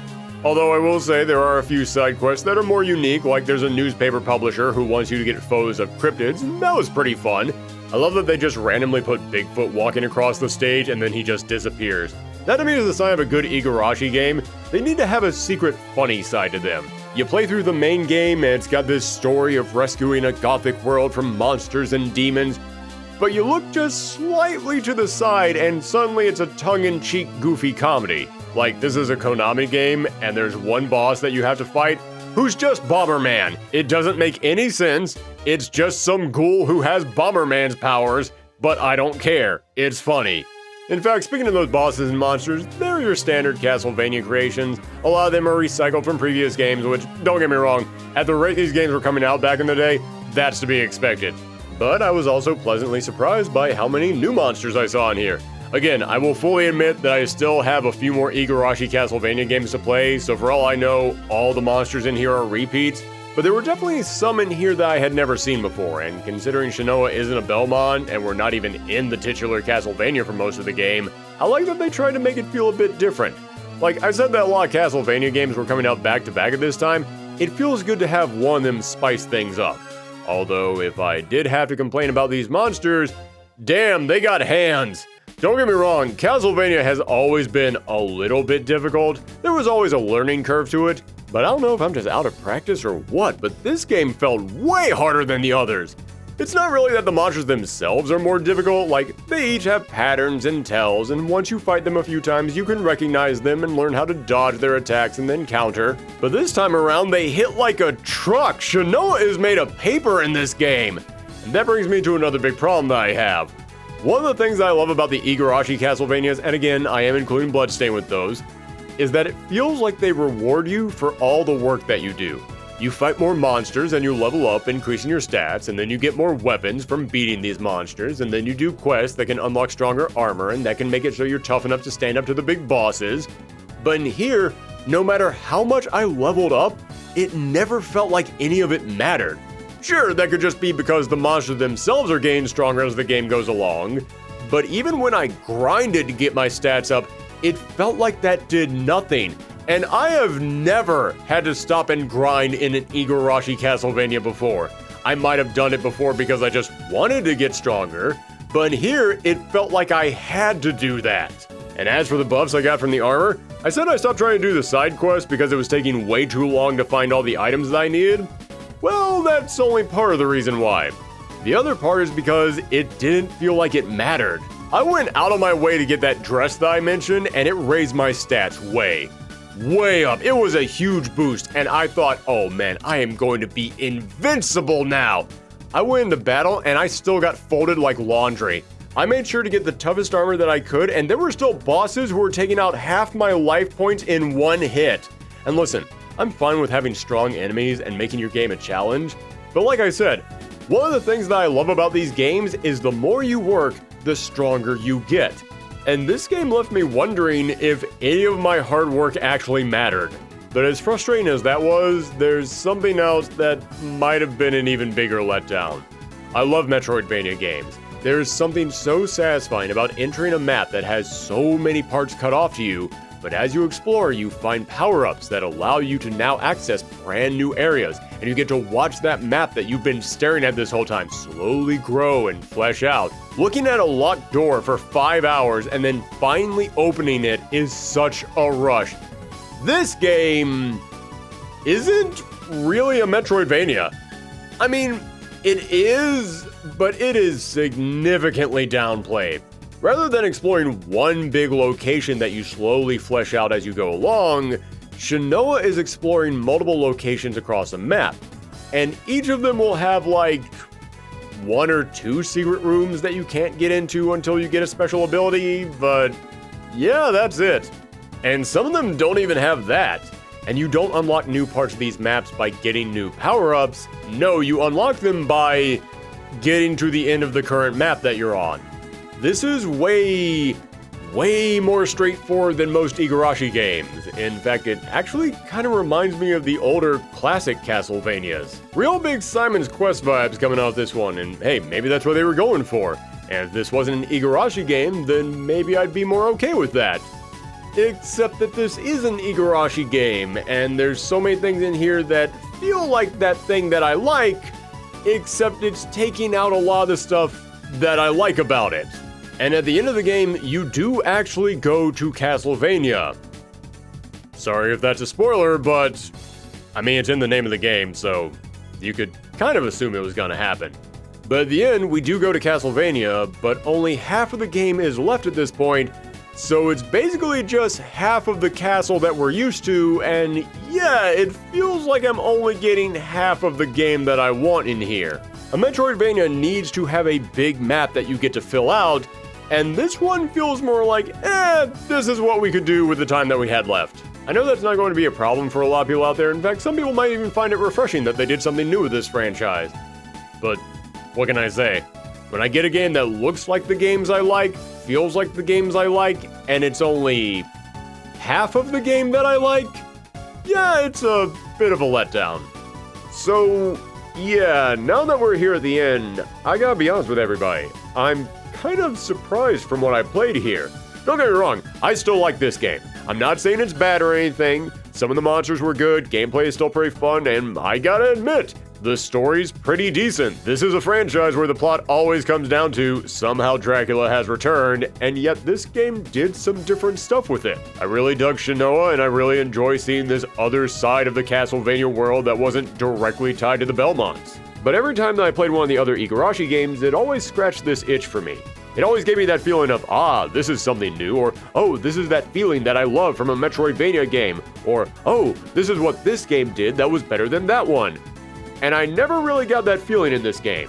It just felt like a pretty standard, pretty good Castlevania game, but missing some of that exploration charm that I got from the other games. However, I will fully admit, one of the reasons why I might feel that way is because outside of Symphony of the Night, this might be the most hyped up Castlevania game I've ever played. For so many years, I kept hearing people say, this is the best of the DS Castlevania games. And in all fairness, I have not yet played the other DS Castlevania games. For all I know, this is the best of them. However, I definitely think a title like that might be putting too much weight on its shoulders.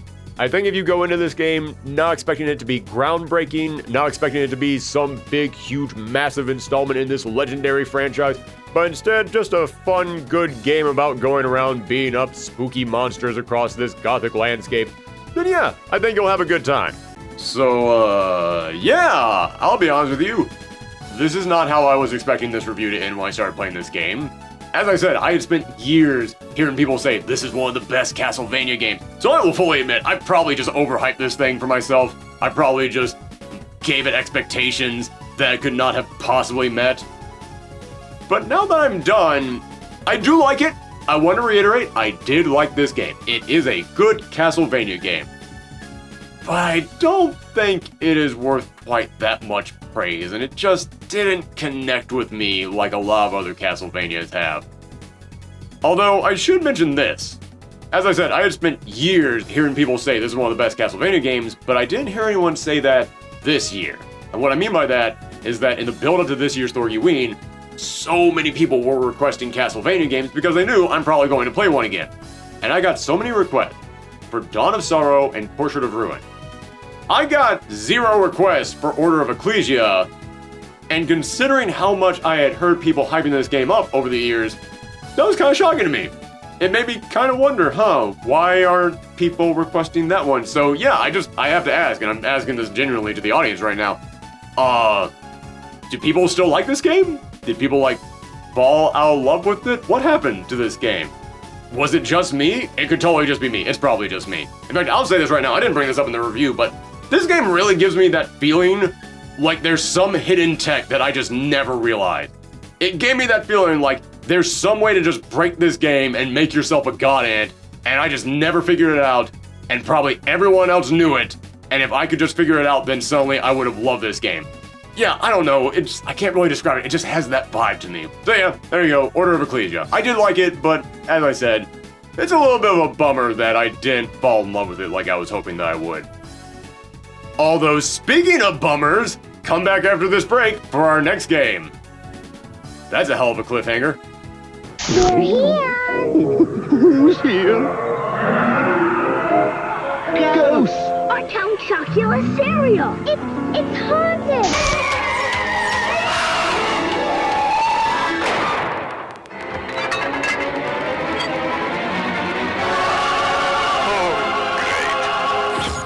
The unthinkable has happened. The impossible is now true.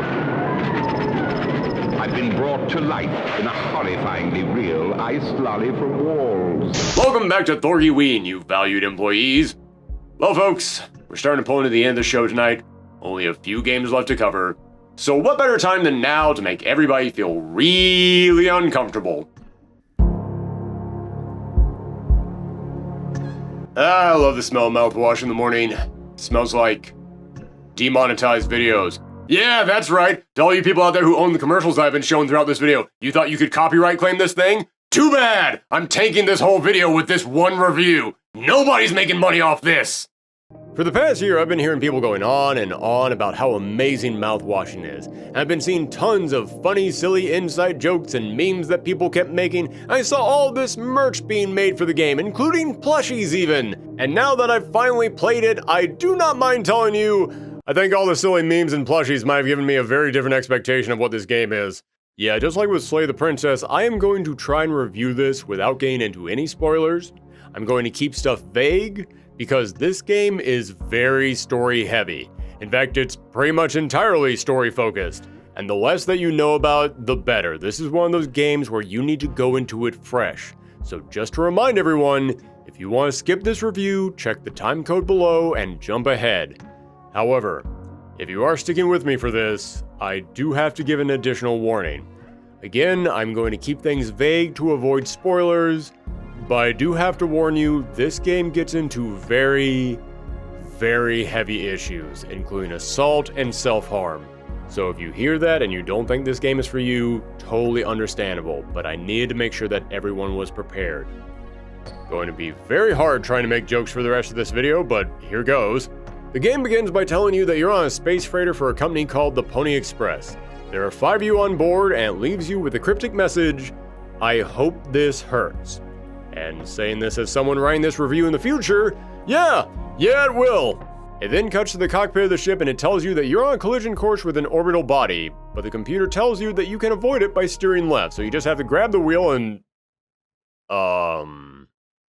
Could have sworn that it said to steer left, but I guess I wasn't paying attention and... that's actually much worse now.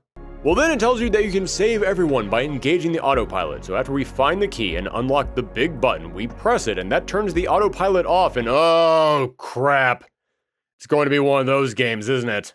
We then cut to 2 months after the crash, where we're playing as a man named Jimmy, who is taking it upon himself to become the new captain of the ship after their old captain Curly,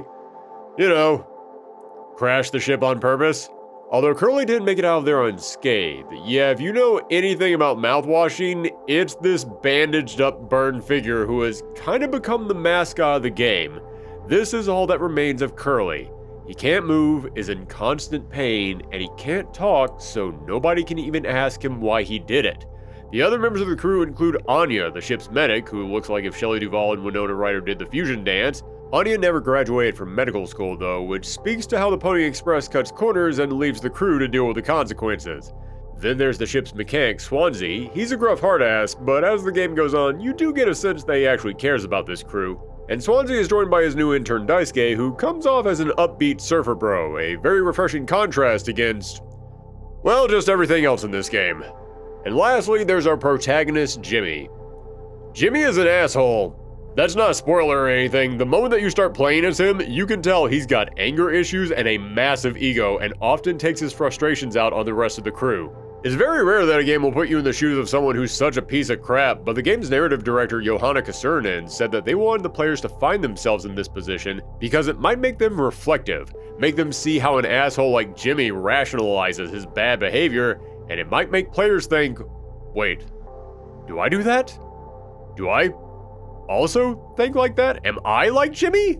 And I have to respect them for this. I said earlier when we were talking about Silent Hill 2, but the point of art is to make you think and to make you feel. And often that means making you think and feel in ways you never would on your own. Maybe that means taking you outside of your body and looking at yourself from a brand new angle and making you realize something. Or it can give you an inside look at someone very different from yourself to try and make you see how they think, to get an understanding of them. Don't get me wrong, I'm not saying that by putting you in Jimmy's shoes it makes you understand him in terms of accepting him and what he's done, more in terms of making you realize, oh, that's how someone like this sees themselves. Well, that's frightening. But as I said, we're now 2 months after the crash. The crew is stranded in space, nobody is coming to help them, and the entire ship is covered in foam, a safety feature of the ship to help cover up any possible cracks in the hull so that way everybody doesn't go flying into space.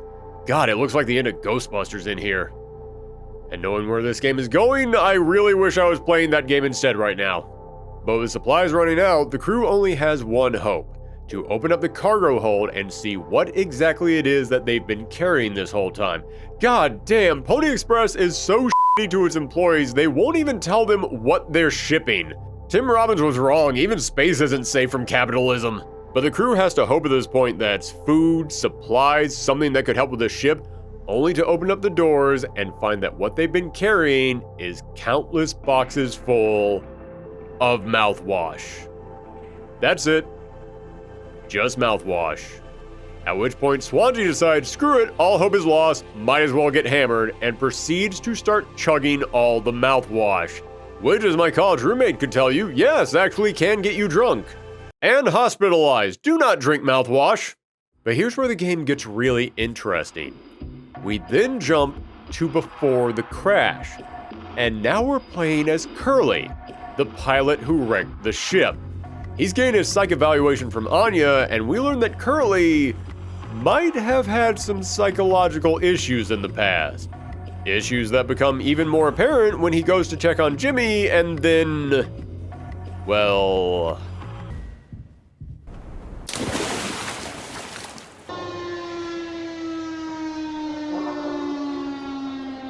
yeah, I'm pretty sure that's not supposed to happen. And this becomes the big appeal of the game, trying to piece together what exactly happened, not just in the past, but in the present as well. We're constantly jumping back and forth between the days leading up to the crash and the months after the crash. Each time that we go to the past is a little bit closer to the day of the crash, and we are desperately looking for clues of why that happened. Why did Curly do it? Then when we get back to the present, more time will have passed. An entire month will have gone by, and we'll see how much worse things have gotten on the ship, and we're trying to figure out what exactly occurred since the last time we checked in on the crew, and how much worse things can still become. Just like with Slay the Princess or Silent Hill 2, this is a horror game where a lot of the terror doesn't come from jump scares and monsters popping out at you. It comes from dread, from wondering how bad things can become as the world you're trapped in starts to spiral out of control with no way to stop it. Which is certainly emphasized by the graphics. Yeah, if you've been paying attention to the indie video game scene over the past couple years, you've noticed that everyone who grew up on PS1 games is now nostalgic for that art style, especially in horror games. So we've kind of gotten the blocky, fuzzy polygon look a lot in recent games. And I know this is going to sound hypocritical of me, considering this whole channel is someone talking about all the games that he grew up with and how much he misses them. And I did grow up during the PS1 era, but I never really liked this art style. I mean, I liked it when I was a kid, but I never held on to any nostalgia for it. So when I see a game that uses this art style, I don't really care. It doesn't do anything for me. But here, I actually think it works. I always found this art style to be off-putting, but that's the perfect way to describe this game. Everyone has been stuck on this ship for months now, and they're all emotionally breaking down. Or you go into the past, and you're just constantly trying to figure out, okay, what the heck happened here? What clues am I supposed to be looking for? So whether you're in the past or the present, everything just feels wrong. It doesn't feel like you can trust anyone or anything that you're looking at. It feels like everything is just breaking down. So giving every character this jagged, blocky exterior, yeah, it kind of fits the tone. But now things get a little bit complicated because I can't really say much more about this story because from this point on, it is very heavy spoiler territory. But I will say, if you find anything that I have talked about even slightly interesting, this is an incredible game. It's an amazing exploration of very, very damaged people, so give the game a try. The format of constantly shifting between different points of time and different protagonists was pulled off brilliantly. Every single time that the scene changed, the tension of the ticking clock grew, and it left me constantly wondering what would get revealed next. And just when I thought I knew where it was going, I would learn something else that changed everything. And once you know the full story, it is amazing looking back at how many tiny clues are left everywhere that speak volumes. It's a game that you will look at differently when you play through it a second time.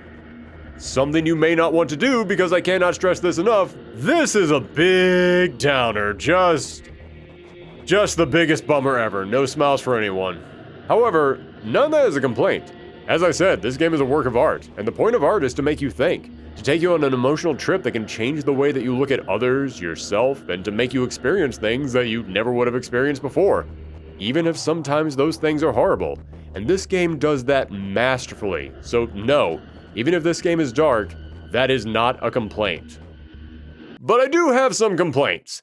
Yeah, it feels a bit odd to nitpick at this point after all those positives and talking about how this is a once-in-a-lifetime experience, but there are still some things in here that I think could have been handled better.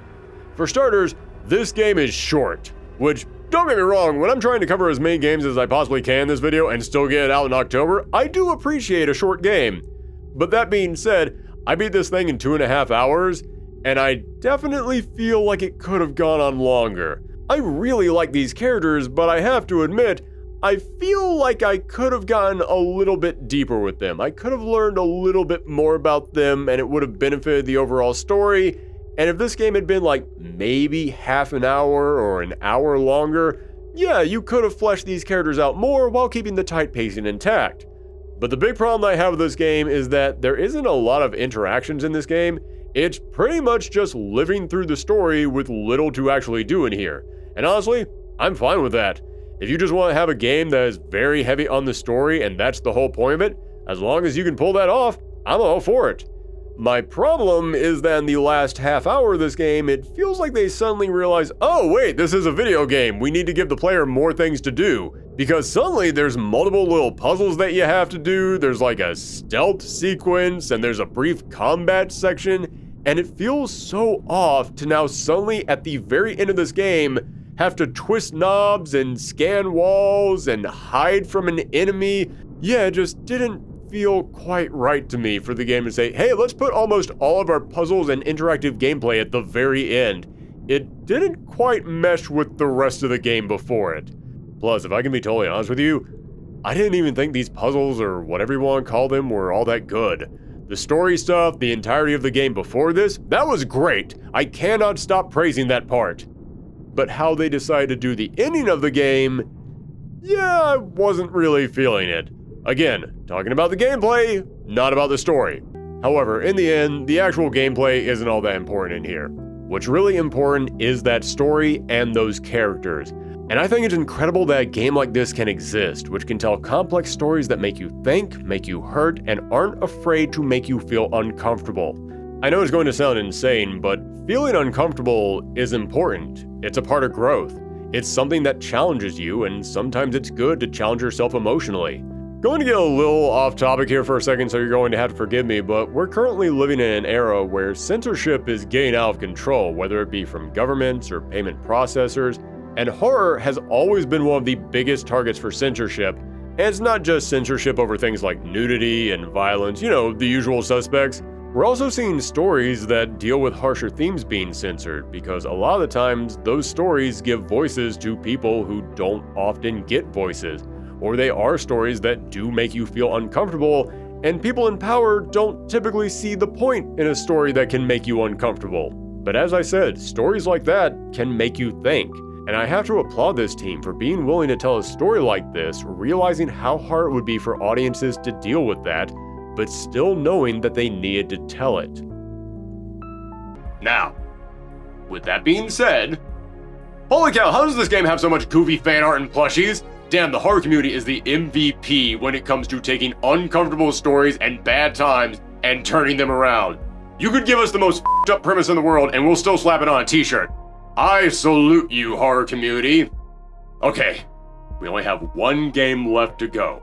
So, let's take another little break as I emotionally recover from everything that we just went through, and we will be back with the finale to Thorgiween. Nasty weather got you little monsters uptight. Make it a blockbuster night. Play with that, Jinxie!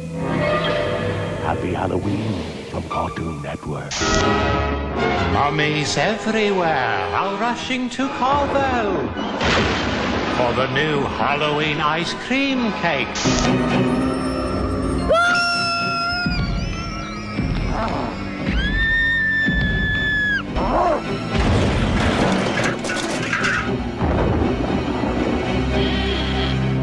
What? No dip? Welcome back to Thorgiween, you perfect organisms. Well, this is it. We finally made it to the end of the show. I just want to thank everybody out there who's been sticking with us all night long, especially our patron. It's through their support that we're able to do longer videos like this And to thank them every single year, I let them vote on one game that we get to play for Thorgiween. And this year, there were a lot of good options. There were old classics, new favorites. But I'll be honest with you, after Mouthwashing, I don't really care what they vote on, as long as it's not some really stressful, tense game where I'm stuck on a spaceship being run by a greedy corporation that treats me like I'm expendable and... Ah, crap! Okay, in all seriousness, I'm kinda glad that the patrons chose this one. I've been meaning to get back to this game for quite some time. I originally picked it up in 2017, almost 10 years ago, and I played it for about 2 hours, and then I put it down and never came back. And I think a lot of other people can relate, because I remember when this game came out, it got a lot of okay reviews. Like, nobody hated it, but I didn't see a ton of praise for it either. It was sort of like, yeah, it's an alien game. You know, it's what he asked for. But in the years since then, this thing has blown up. This has become a runaway hit in the horror community and is widely considered a modern-day classic, and I find that so fascinating. So I've been meaning to get back to this game to try and figure out what is it that people see in it now, why people might not have liked it back when it was released, and try to remember why I stopped playing it so early on. You play as Amanda Ripley, the daughter of Ellen Ripley. In the off chance that you're going into an Alien game without having seen Alien, Ellen Ripley was the survivor of the xenomorph attack on the freighter ship Nostromo. However, after that film, she went into cryogenic stasis and was lost in space for several years. By the time she woke up, she discovered that so much time had gone by that her daughter had passed away in her 60s. Well, as you can see, unless Weyland-Yutani has a really good healthcare program, and we all know that they don't, Amanda Ripley is not in her 60s. So this game is set during the time that Ellen is frozen, 15 years after the first film, and Amanda has just been told that the last recordings of the Nostromo have been recovered and are on board a massive space station called the Sevastopol. Unfortunately, there's something else aboard that station.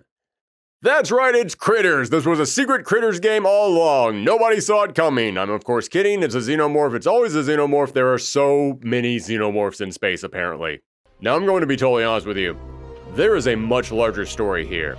It isn't simply you get on board a station, there's a xenomorph, you have to survive it. No, there's multiple other characters, they each have their own motivations, you have to work with them to find a way out of this ship or to stop them from doing whatever it is that they're trying to do. But as you can probably tell from my detailed description, I didn't really pay any attention to the plot.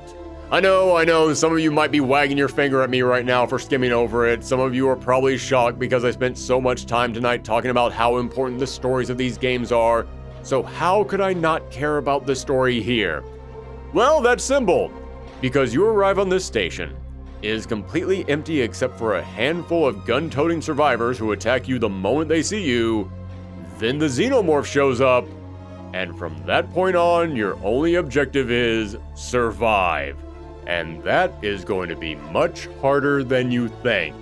I played this game on normal difficulty, and I kept thinking, dear God, how much harder can the higher difficulties get, because I have never died this much in a horror game. I died more in this game than I did in all the other games we covered tonight combined, and I'll admit, part of that is on me, because this is a stealth game. I do not like stealth games. I am not good at stealth games. And this is the stealthiest game to ever stealth. I mentioned I dropped this game 8 years ago after only 2 hours. Well, as I was playing through it this time, I got to a point, right before the xenomorph first appears, where you're in a room full of heavily armed survivors who will kill you on sight and you have to sneak around them. And this drove me crazy. I put it down all those years ago before I even got to the titular alien. This is essentially the training level, and it felt like each of these survivors were Daredevil. I could be hiding behind a wall, hiding in smoke, waiting until no one was in sight, slowly creeping across the floor, not making a sound, and I couldn't get 5 feet before they started blasting at me. Eventually, I just said screw it, found all the healing items in the room that I could before triggering the event that caused these survivors to come in, and just ran to the exit, healing myself each time I got shot, which you need to do immediately because each shot takes half of your life. And after attempting that a few times, I finally made it. Only to run too fast and trigger the alien to kill me. Yeah, here's a little tip for you. You're supposed to have a little scripted moment of seeing the alien leaving a room out of the corner of your eye to tease you that they're here now and something that you have to be concerned about. But I was so excited to finally get out of that room that I just kept running and it broke the scripted scene and the xenomorph killed me. I am so bad at stealth games, I died in a scripted cutscene. But from here on out, the game has now really begun. From this point on, you are trying to find the recordings that your mom left you, while having to constantly fix a ship that is apparently being held together by duct tape. Yeah, every time that you fix one problem, a brand new one pops up that forces you to travel all the way across the space station. I kept expecting to see Isaac Clarke running in the other direction. I would go into more details, but as I said, I didn't really focus on the details, because once the alien is let loose, they are on your ass almost non-stop, and if it finds you, it kills you in one shot. That's it. No way to stop it. It sees you. Game over. Instantly. For nearly the entirety of this game's 20-hour-long runtime, this thing is hunting you with laser-focused determination. It cannot be bargained with. It cannot be reasoned with. It doesn't feel pity or remorse or fear, and it absolutely will not stop ever until you are dead. God damn, someone give these developers the Terminator license. And I know a lot of people will argue that stealth games are easy because they're all about recognizing patterns in the enemy's movements and maneuvering around them. This is where Alien Isolation really shines. Why it's so brilliant, why it's built up such a huge fan base within the horror community, and why it drove me insane. The alien doesn't have a pattern. No, the alien is programmed to be a thinking machine that actually hunts you down. It reacts to sounds, it reacts to visuals, and it is constantly moving wherever it feels like. And if it thinks that you are in an area, it will hang around there forever. You can hide in closets or under tables, lean back in them and hold your breath, and hopefully the monster will miss you, but they will never go too far away because they remember that they heard something. They know you're here somewhere. I cannot tell you how many times I would be stuck under a table, just sitting there as the xenomorph just wouldn't leave, only to finally say, okay, I think they're finally gone. I just have to slowly and carefully not make any... Are you f***ing kidding me? Fine, f*** it. I guess I just live under this desk now. Waited 5 minutes to move from one table to another. Hooray for stealth games, everybody. And it moves so freaking fast, which, okay, yes, it's a xenomorph. That's accurate. But a little ways into the game, you get a radar tracker that can tell you where the alien is in relationship to your location, and I would wait until I saw it disappear on that screen. I'd start moving, and that sucker would immediately turn back around and be back on me within seconds. And this is like 80% of the entire runtime of the game. Hiding, moving just a little bit at a time, and then hiding again.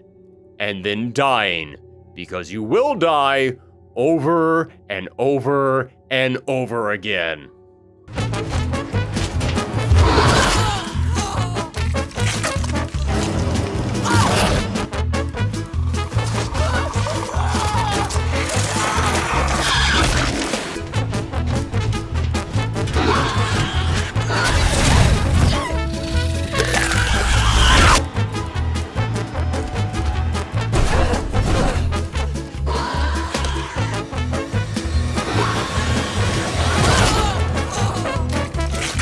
I feel like the farting trumpets helped to make it less traumatizing. And because of this, I became focused on nothing but making it through each level. There are so many files and so much lore and so many upgrades and items to collect if you bother to explore, and I didn't do any of that. Do you know how much a game has to stress me out for me to not even try to find the lore dumps? But in a game where every step could be your last, and often is, I had no time for that. All that I cared about was making it to the next objective. This became one of the most frustrating game experiences of my life, and I hated it. Or at least it was up until I got used to it, and then I kinda loved it. Yeah, I will be 100% honest with you. If I didn't have to play this for the patrons, I would have bailed on this game all over again. As I said, I do not like stealth games, so giving me an enemy who doesn't even obey the normal stealth game rules so that way they can be even more aggressive and unpredictable, it was frustrating on a level that I don't even have words to describe. However, because I did have to play this, because I forced myself to push past that initial discomfort, and by initial I mean the first 8 hours of the game, I eventually really started to appreciate it. Yes, I hated how often I had to hide and just wait and wait and wait for the alien to move on. But I can't deny that that's the most tense I have felt playing any game this year. When I was hiding under a table and I could see the xenomorph's feet stepping past me or its tail just trailing across the ground a few inches from me, it puts you in Amanda's shoes. You feel like you need to hold your own breath in real life to keep them from finding you. In fact, speaking of that, there is a setting where you can turn on your controller microphone and the xenomorph will actually detect the real noises that you, the player, are making, and it can find you based on those, and yeah, fuck that. Has anyone ever actually used this feature? This monster can find me if my fictional character breathes at the wrong time. I'm not adding my own voice on top of that. But when it really gets intense is when you realize you can't hide anymore. I know it's tempting to just stay under the table and hope that the horrors of this world ignore you forever, but you can't. Eventually, you have to actually get out there and move. And that's another reason that I started to really enjoy this game as it went on. There came a moment when I realized, oh, this asshole is just never going to leave, is he? I have to actually figure out how to walk around him. And moving around knowing that he is right there. He's right around the corner. That is so incredibly tense. I said that at first it was frustrating that the alien didn't have a pattern, so you never knew when it was safe to move. But when you finally get over that initial fear and you just accept that you have to deal with it, it really does feel like you're actually sneaking around this perfect killing machine, and every misstep could be your last. That being said, the alien senses can be a bit wonky, like, sometimes it'll spy me through darkness and fog across the screen, other times I will literally crawl right under its nose and it doesn't bother to look down. I get the feeling it's gotta have some kind of a blind spot that if you pay enough attention to, you can eventually learn. I mean, there are people who speedrun this game, there's gotta be some kind of a guaranteed trick to gain around it. Now, in addition to hiding, there are a few other tools that this game gives you to help you get around the alien. You can craft noisemakers, which, I'll be honest with you, a ton of the rooms that you're in are very small pathways, so there's not a lot of places that you can really throw them. But whenever I did find myself in a big open room, I would start chucking those things all over the place. Then later in the game, you will find a way to defend yourself. Normal guns do nothing to the xenomorph, but you eventually get a flamethrower and Molotovs that scare it away. Granted, before it runs away, the alien will make sure to shove you to the ground and take half your life points with it, because apparently the xenomorph is a big sore loser. But the biggest tool that you have for survival are the save points. Yeah, like I said, this game was driving me crazy, but eventually I adjusted to it, and one of the big reasons for that is because there are save points everywhere. Every like 4 or 5 rooms, you'll find a brand new one. So I stopped thinking of this game as, how do I get through this entire game with this thing constantly killing me every 5 steps? And instead, I started thinking of it as a series of missions. It was less about getting through the entire game, and now more about just getting to that next save point. And when I thought of it like that, suddenly dying 3 times didn't feel that bad, because every time that I did finally get to a save point, that was progress. And I feel like the devs realized that's how you should be thinking of this game, because as I said, there are save spots everywhere. It's like they realize, oh yeah, this game is going to constantly kick your ass, we have to make it manageable somehow. Like at the end of the game, there's a point where the alien is just relentless. They will not leave you alone. And you have to keep going back and forth between 2 rooms over and over. So they put save points in both of those rooms, despite the fact that both those rooms are literally right next to each other. But here's what's so brilliant about the save points. Even they are a source of tension, because you have to work so hard to get to them. But when you do finally reach one, it doesn't save instantly. No. You have to shove your big future punch card into it, and then wait for it to charge up, and you just have to stand there, staring at the machine until it's done.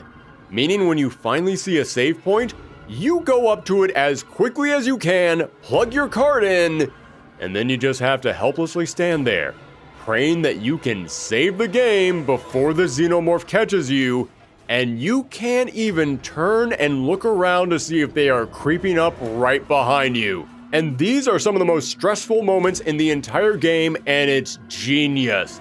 They know how much you need that save, they know how important it is, they know how hard you work to get here, and they're going to make you sweat until you see that final light blink. And it's not just the save spots. You want to hack into a machine to turn something on or off? You gotta wait for that little jingle to play every time that you activate the machine. You want to log into a computer to read some files? Well, you gotta wait for it to boot up. You want to get to the end of a level and board the train to go to the next section? You have to wait for the train to arrive. I am so impressed with how they took the mundane little task of this game and found a way to make them the most terrifying part of the entire experience. In a game where there is a monster constantly behind you that can kill you in just one single hit, making it so that every single action you have to do in this game requires just a few extra seconds of you standing there, not being able to move, completely helpless out in the open. It's stuff like that which makes me really appreciate these devs. They knew exactly what they were doing when it came to crafting the horror of this game. They did, however, screw up a few other things. Yeah, even after realizing how genius this game is, there's still some stuff that I had problems with. For starters, the human opponents in this game kinda suck. Don't get me wrong, there aren't a ton of them, so they're not a huge deal. And I'll even say, I dig that you can make a sound to get the xenomorph's attention and essentially just sick the xenomorph on the humans, but fighting them was never fun. Yeah, this is a game built for sneaking around and hiding, not for combat. But the most frustrating part is that not all of the other humans in here are out to attack you. No, some of them are just people who were left on the ship and they're trying to survive. And I like this idea in theory. It's kind of like what they did in Dead Space, where you would see these people just scattered around and it made you realize how terrible this situation was. But in Dead Space, all the survivors looked like they had been completely wrecked by the horrors that they had seen and they would never recover from it, which really hyped up how terrible the ship was. In here, all the survivors just look like, man, Mondays, am I right? Like, a lot of these survivors are taking things very well. But that's not what makes them so annoying. No, the problem with these survivors is that so many of them look exactly like the humans who you have to fight, but because these survivors don't interact with you, you have no idea if they're an enemy or a random other human until they start attacking you. And I get the point of this. I get it's supposed to raise paranoia. You see these people and you have no idea whether or not you can trust them until it's too late. And from a narrative point of view, yeah, that's a smart idea. From a gameplay point of view, it's really annoying.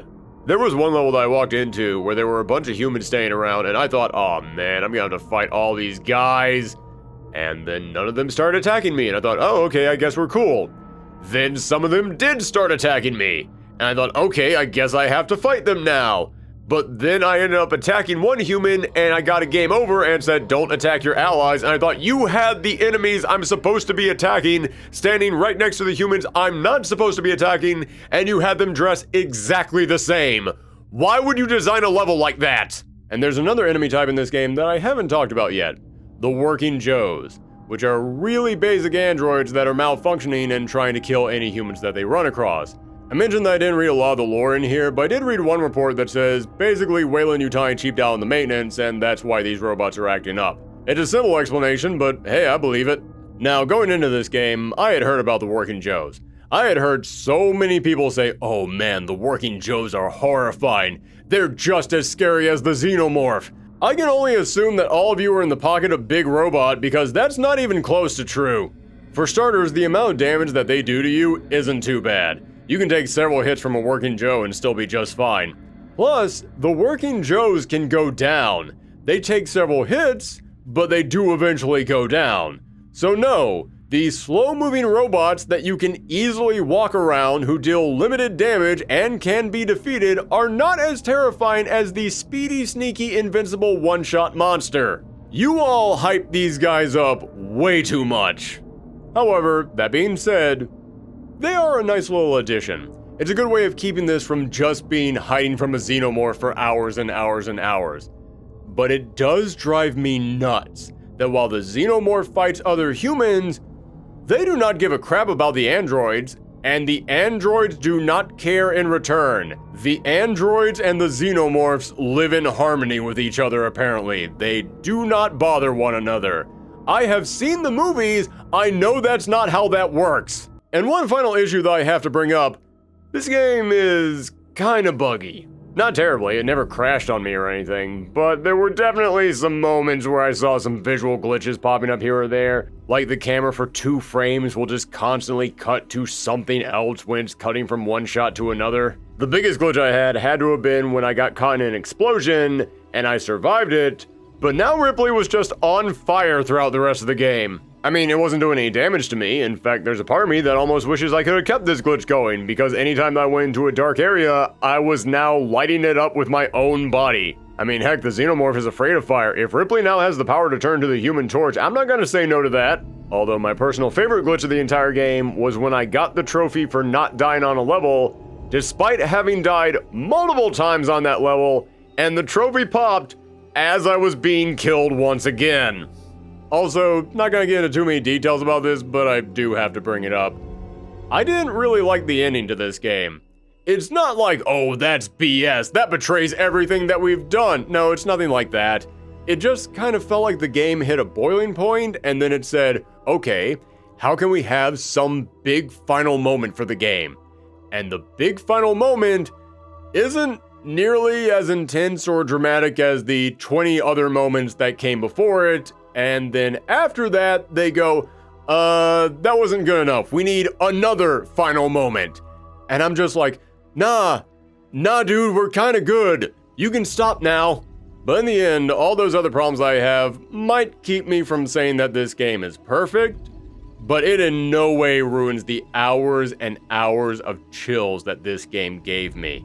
Yes, as I said, in the beginning of this game, I was not feeling it.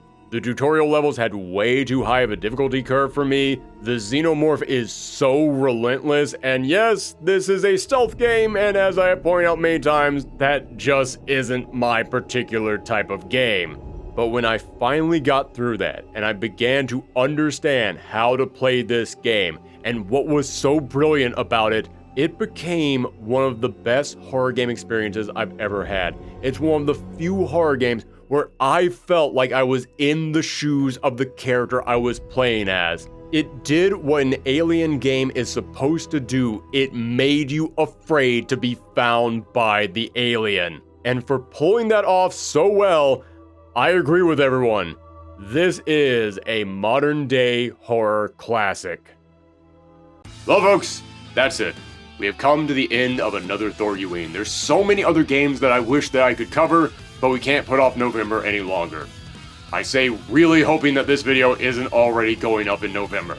But thank you all for sticking with us, and thank you for letting me indulge in my love of the spooky and the ooky once again. This is honestly one of my favorite shows to do every single year, and I'm really glad that this year I heard from so many of you that you enjoy this show as well. That's great. I'm so glad that there is an audience specifically here for Thorgiween. But, that being said, I also want to thank the folks over at Terabytes. Yes, I'm bringing it all back around. Remind everybody of what we were talking about at the beginning of this thing. I am in a documentary, in case you skipped that, called Terabytes, all about the history of horror video games. I'm in episode 5, but the entire thing is great. It's wonderful. If you want to check it out, make sure that you follow the link in the description down below. Again, not sponsored. They're not paying me to talk about this. I just want you all to check it out. I think it's really cool.